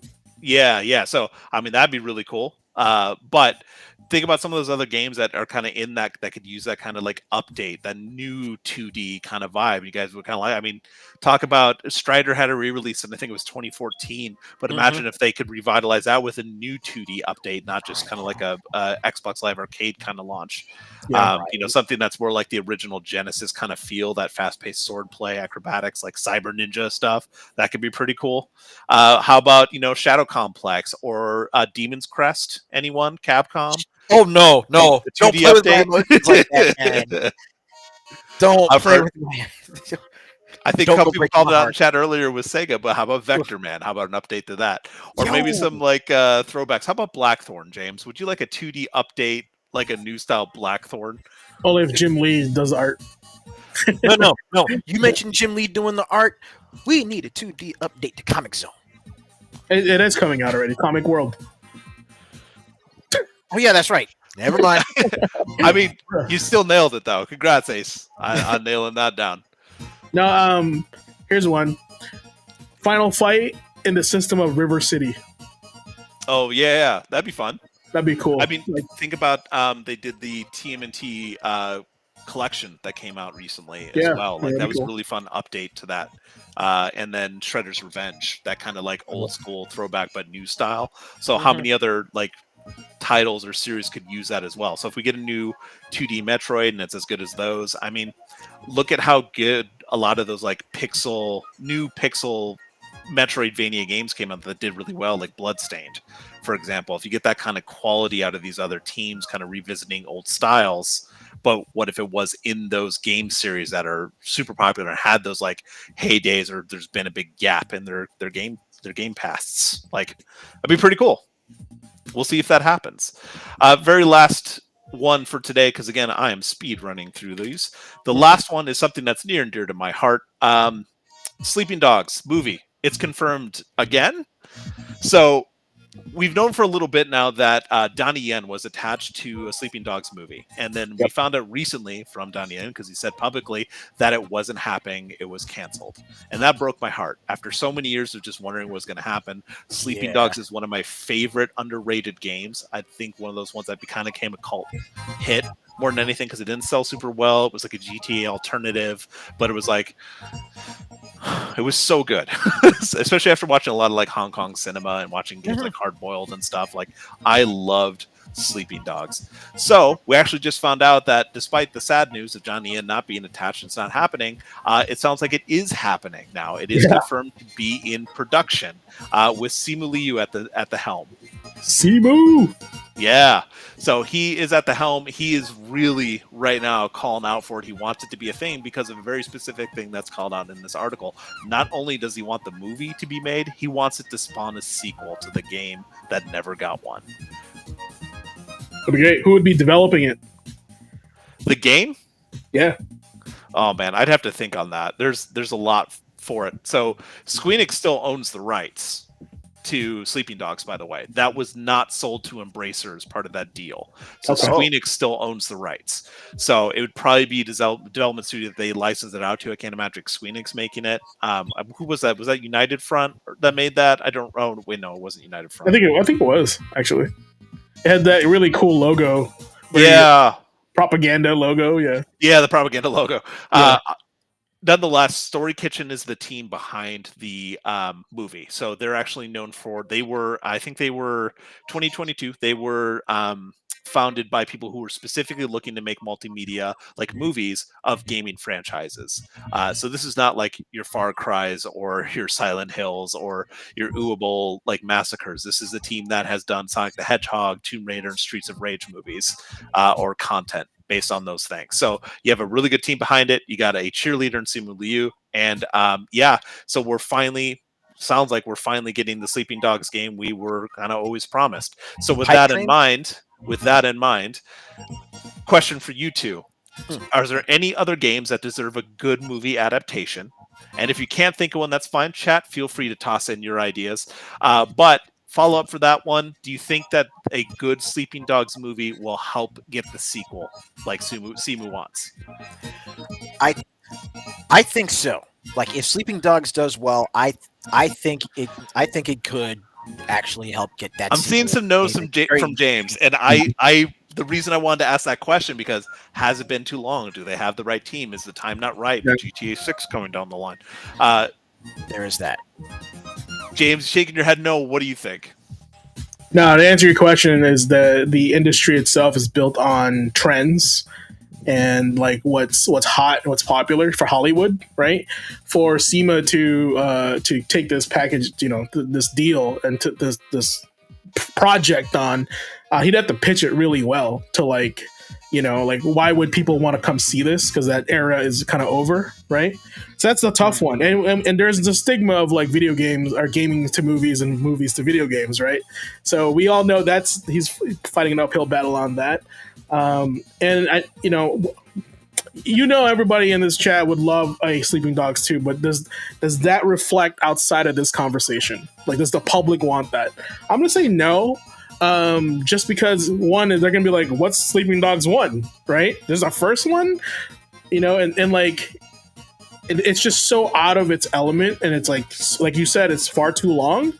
It is definitely like a gamble, and definitely like it would be writing on like it would be more. It's a Simu movie versus a Sleeping Dogs movie, like how people would interpret this because they know him more from Shang-Chi than they know the game, right? So that's what they're fighting against with this one.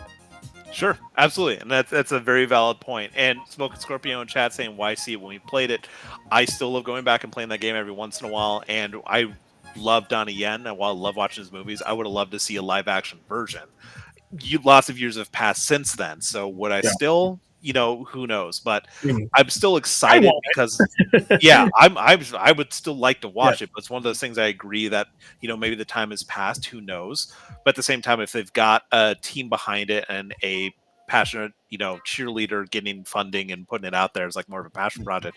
If it does well, great. I can't imagine it being a full-fledged like big Hollywood production movie. But like I said, just kind of a cool discussion thing and food for thought for chat and for you guys. Are there other games that deserve a good movie adaptation? One that's more recent, because like you said, there's always that stigma. We generally until recently got bad adaptations. I think Sonic the Hedgehog 2 or 3. One of them is now like the second highest grossing like movie. Is it 3?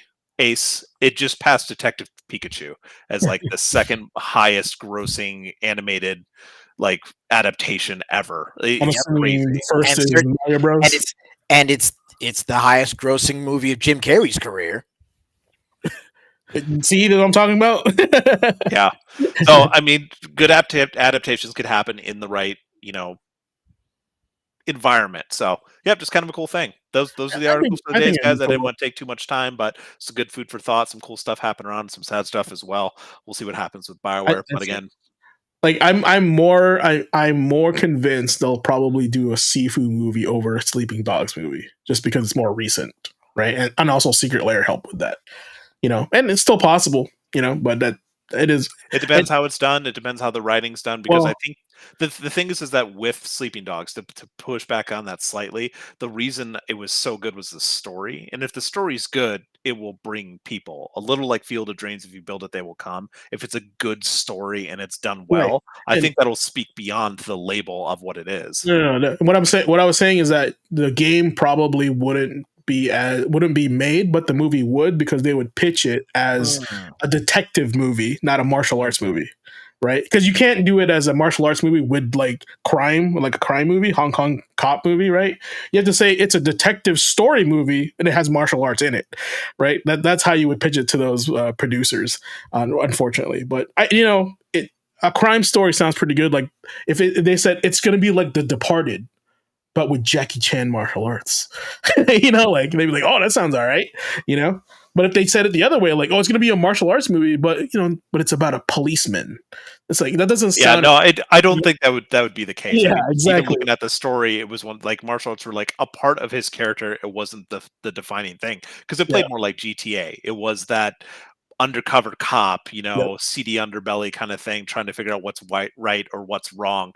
It was a pretty typical, like if you look at it at a base, it's a pretty basic story from what we get there, but where it was set, how you interacted with it, for the time, it was great. So that's my question. Who would take? Oh, Simu would direct it, I'm assuming, because he wants to take it, right? He would at least probably be executive producer. I don't know who would end up doing that. Again, the people behind our story kitchen, the ones that did, Sonic, Tomb Raider, Streets of Rage. So they might have a different studio. They might already have a director for that kind of stuff. Simu could just be the star producer. Yeah.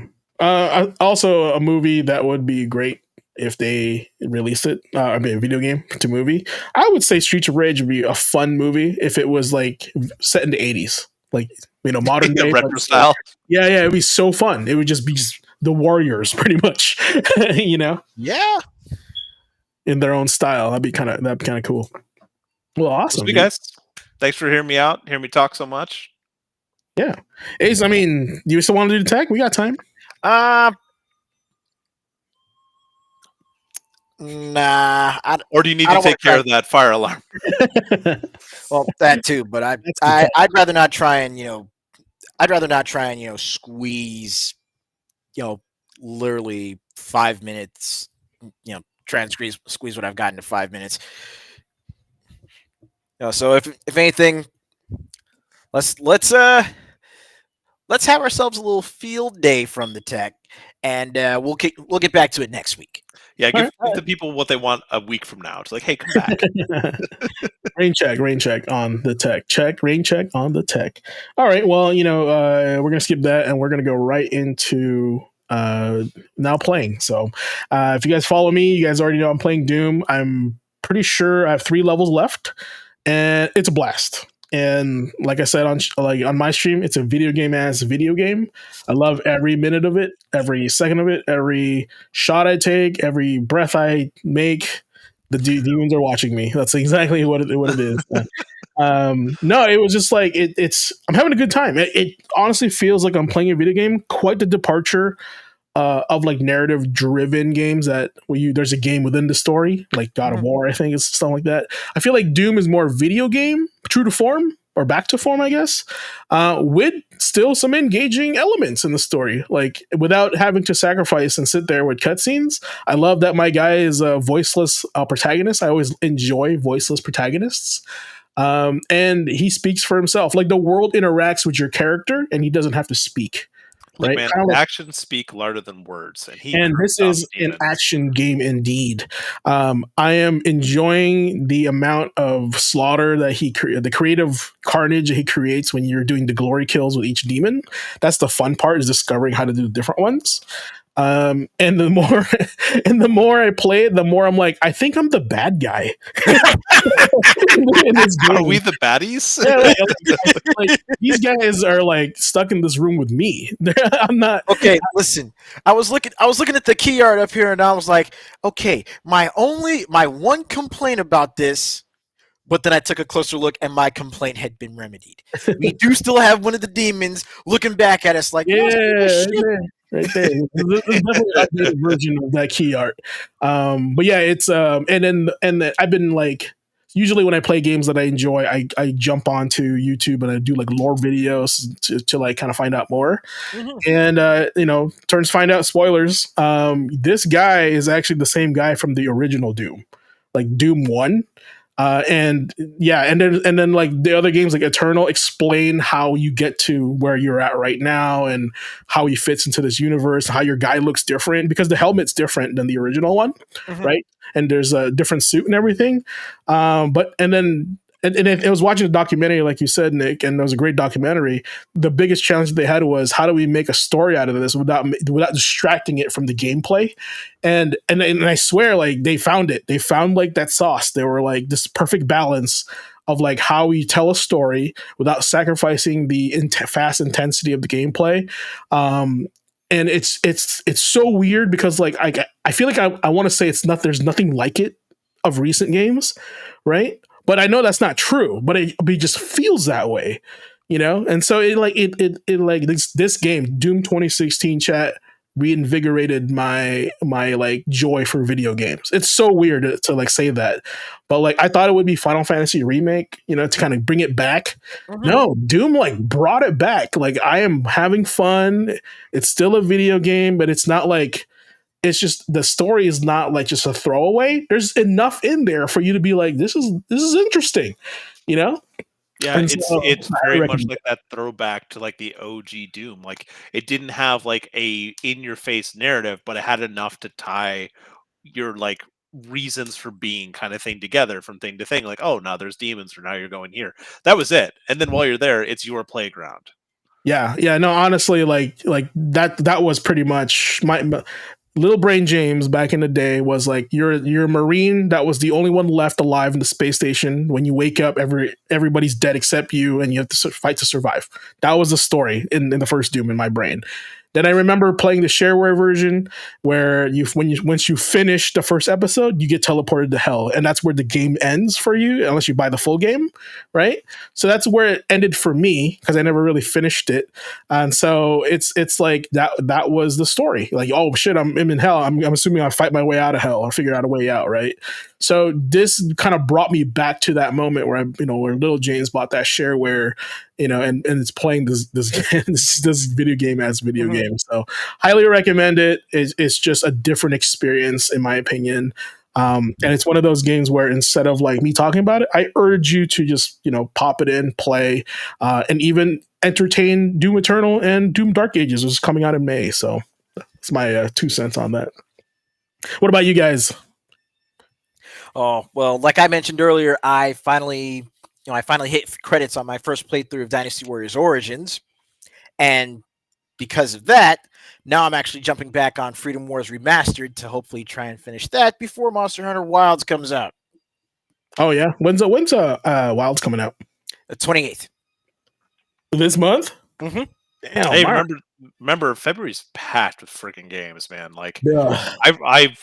I guess I blocked it out with how quickly January went. Like the first 3 weeks of January was like a speed run, and then the last week just like dragged on right around my birthday, just like dragged. We're Yeah. in February; it's already February 4th, and I'm looking at the calendar and releases. I'm like, I am not prepared for February, and I knew it was coming. Not prepared. Yeah. I am doing like because the thirst is real. I hopped back on Civ 6, and that's what I've been playing lately, just to get Nice. ready for 7. Just because I've been reading more and more about it, and how there's more and more like preview event stuff being done for 7, and they're all saying like, if you're a fan of Civ, you have to play this game. It is a departure, but it's still grounded in Oh. an experience. So I'm like, well, because of the way they're doing ages now. I don't know if you well, yeah. So apparently that is very good. That's like the thing that's come out of it. Like, oh, this has revolutionized how we interact with Civ. Like it's fresh, and I'm Yeah. like, It great. Now I changes want to play Civ again. drastically. So, Well, so I put 6 back in. yeah, in 6, like I don't know, Chad, if you play Civ or not. Like depending on your civilization, depending on what age, that's where you excel the most, right? So that's why like you could be like trash in the first 3 ages, but once you get to the age that your civilization exceeds at, you could come back. So like that's why it's like it's kind of balanced in that weird way, right? Actually, You know what's not balanced? The zombie outbreak mode in 6. yeah, I had never played that before. I I just started a playthrough of that. I'm like in year 2300, and like there's zombies everywhere. Oh God, Chad, if you And want to they're do a so lobby for Civ 6, let me know. We'll definitely get on that, and we'll host a game and do a short one, not a game that lasts 3 super months. fast speed. Super Yeah, fast. super fast speed. You got to know what you're doing, otherwise we won't let you in the lobby.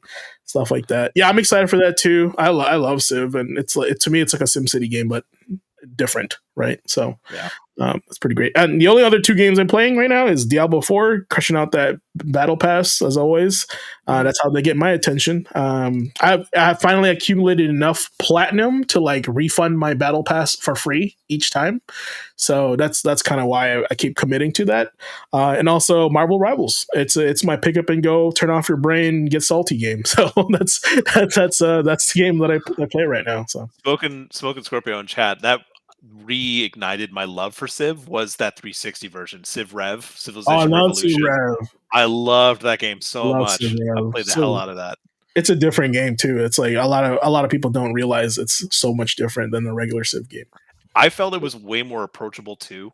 Yes, Just the fact that you didn't have to worry about like end game giant queues of things. Like it just flowed so much better. streamlined. That's the word Yeah, you're looking yeah. for. Yeah. Super streamlined. And I think that's why it was so fun to pick up and just play. I had it on PS3, right? And just turn off the brain, get home from work, turn off the brain, play some Civ, run some hours, and you're done. Like that, it was fun. Like what can I say? It was different. It wasn't complex. It was just really easy to get into. I know. Ace, you said you're playing First Ascendant. What else? Freedom Wars, right? Yep, First Ascendant, Freedom Wars. Like Freedom Wars is the main one that I'm focusing on. Now, Okay, yeah. So I want to. Yeah, you're getting on your hunting on pretty much, and then you're doing Fantasio, right? Yeah, I'm still doing Metaphor, Civ 6, and then I started playing House Flipper 2. Nice. Because I just got this. I love organizing and cleaning, and my current job is I work for a local residential designer, and I'm kind of like doing some content creation for them. Immersion. Yeah. So one really cool thing that I found out is what House Flipper 2 does, just to go on this random tangent. So I apologize, Yeah. chat. This one has a sandbox mode. So what I'm doing is I'm building some of our designed homes and putting them in the game. Because in the that's cool. second one, you can actually unlock a color wheel that you couldn't do in the first one. You can just buy a paint color, put it up on the walls. This has full RGB, like type in a hex code kind of thing, and I can put any color I want. So I can pretty close build some of the houses that our designers have made and put into a video game and then walk around that space. So you might see some content pop up if you're a local Bellingham person as I'm doing that for them and putting that content stuff out, maybe some streaming down the line. Just kind of a cool thing.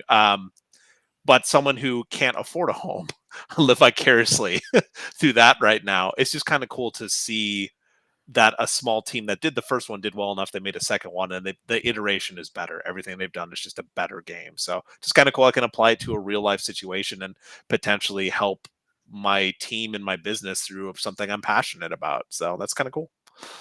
You're literally gamifying your job, which is awesome. Essentially. And one of the things when I first came on, because of my background, was potentially doing, because it's kind of still like the forefront. The thing about at least my experience with the construction industry is a lot of older people holding on to the old ways because that's how they worked, and a bunch of newer people trying to like push tech into this and like move it forward. There's that kind of push and pull. But there's discussions about including VR, so they can design these homes and then put you in a virtual space. You pop on your, Oculus, and then you can be in your new home that they've designed for you, so you can see ahead of time, like, Yeah. oh, this room is like this size, it's this way.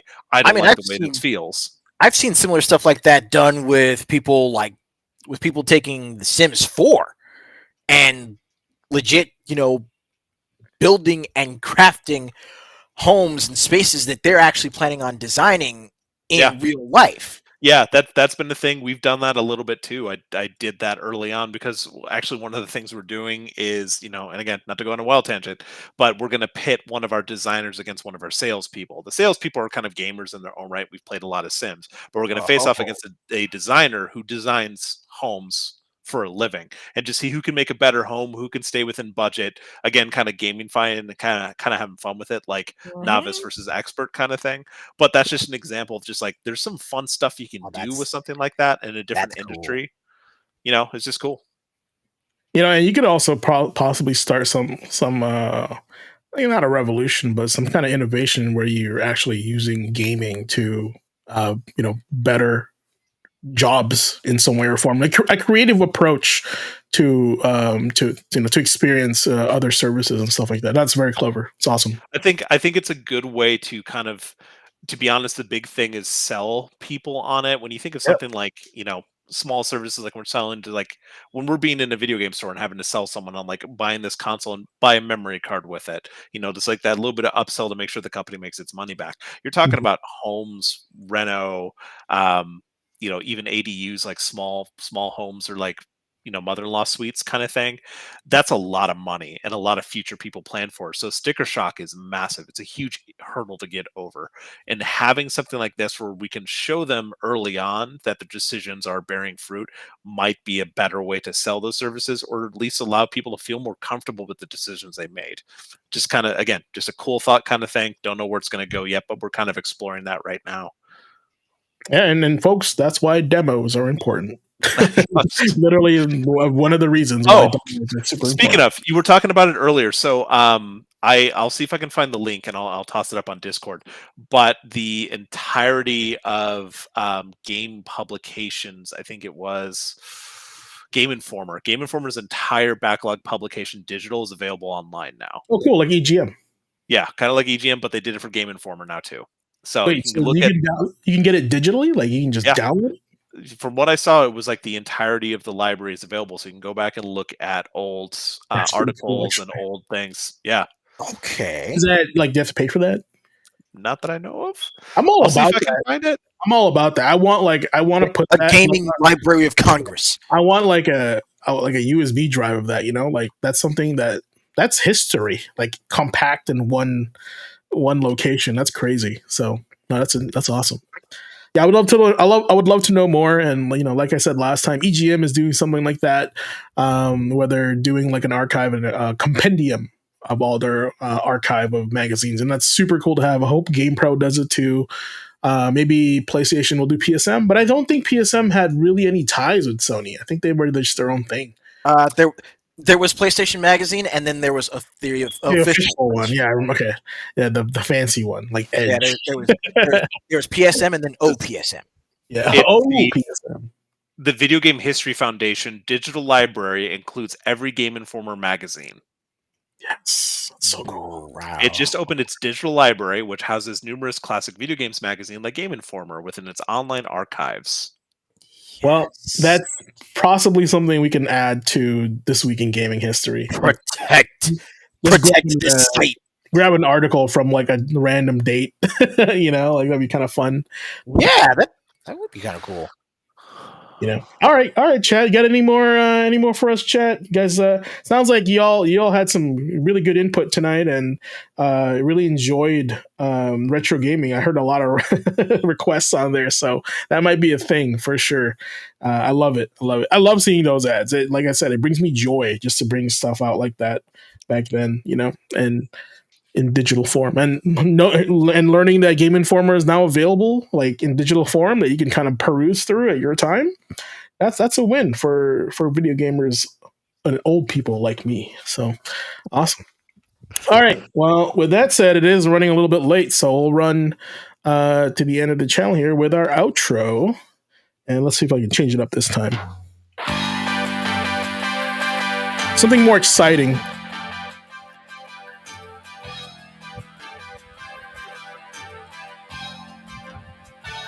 All right, guys. That is another episode of the Gaming Academy. Thank you all for tuning in and braving the cold with us.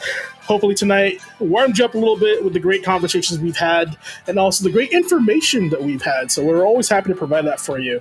If there's one thing we learned tonight, it's that gaming is more than just pressing buttons. It's a connection to history, creativity, and a reminder that every piece of gear, every story, and every character we encounter has a legacy behind it. Just like in games, life is all about equipping the right tools, adapting, and leveling up with each challenge. And I leave tonight with a quote from the great Solid Snake, once said, "A strong man doesn't need to read the future. He makes his own." Hopefully I made David Hayter proud.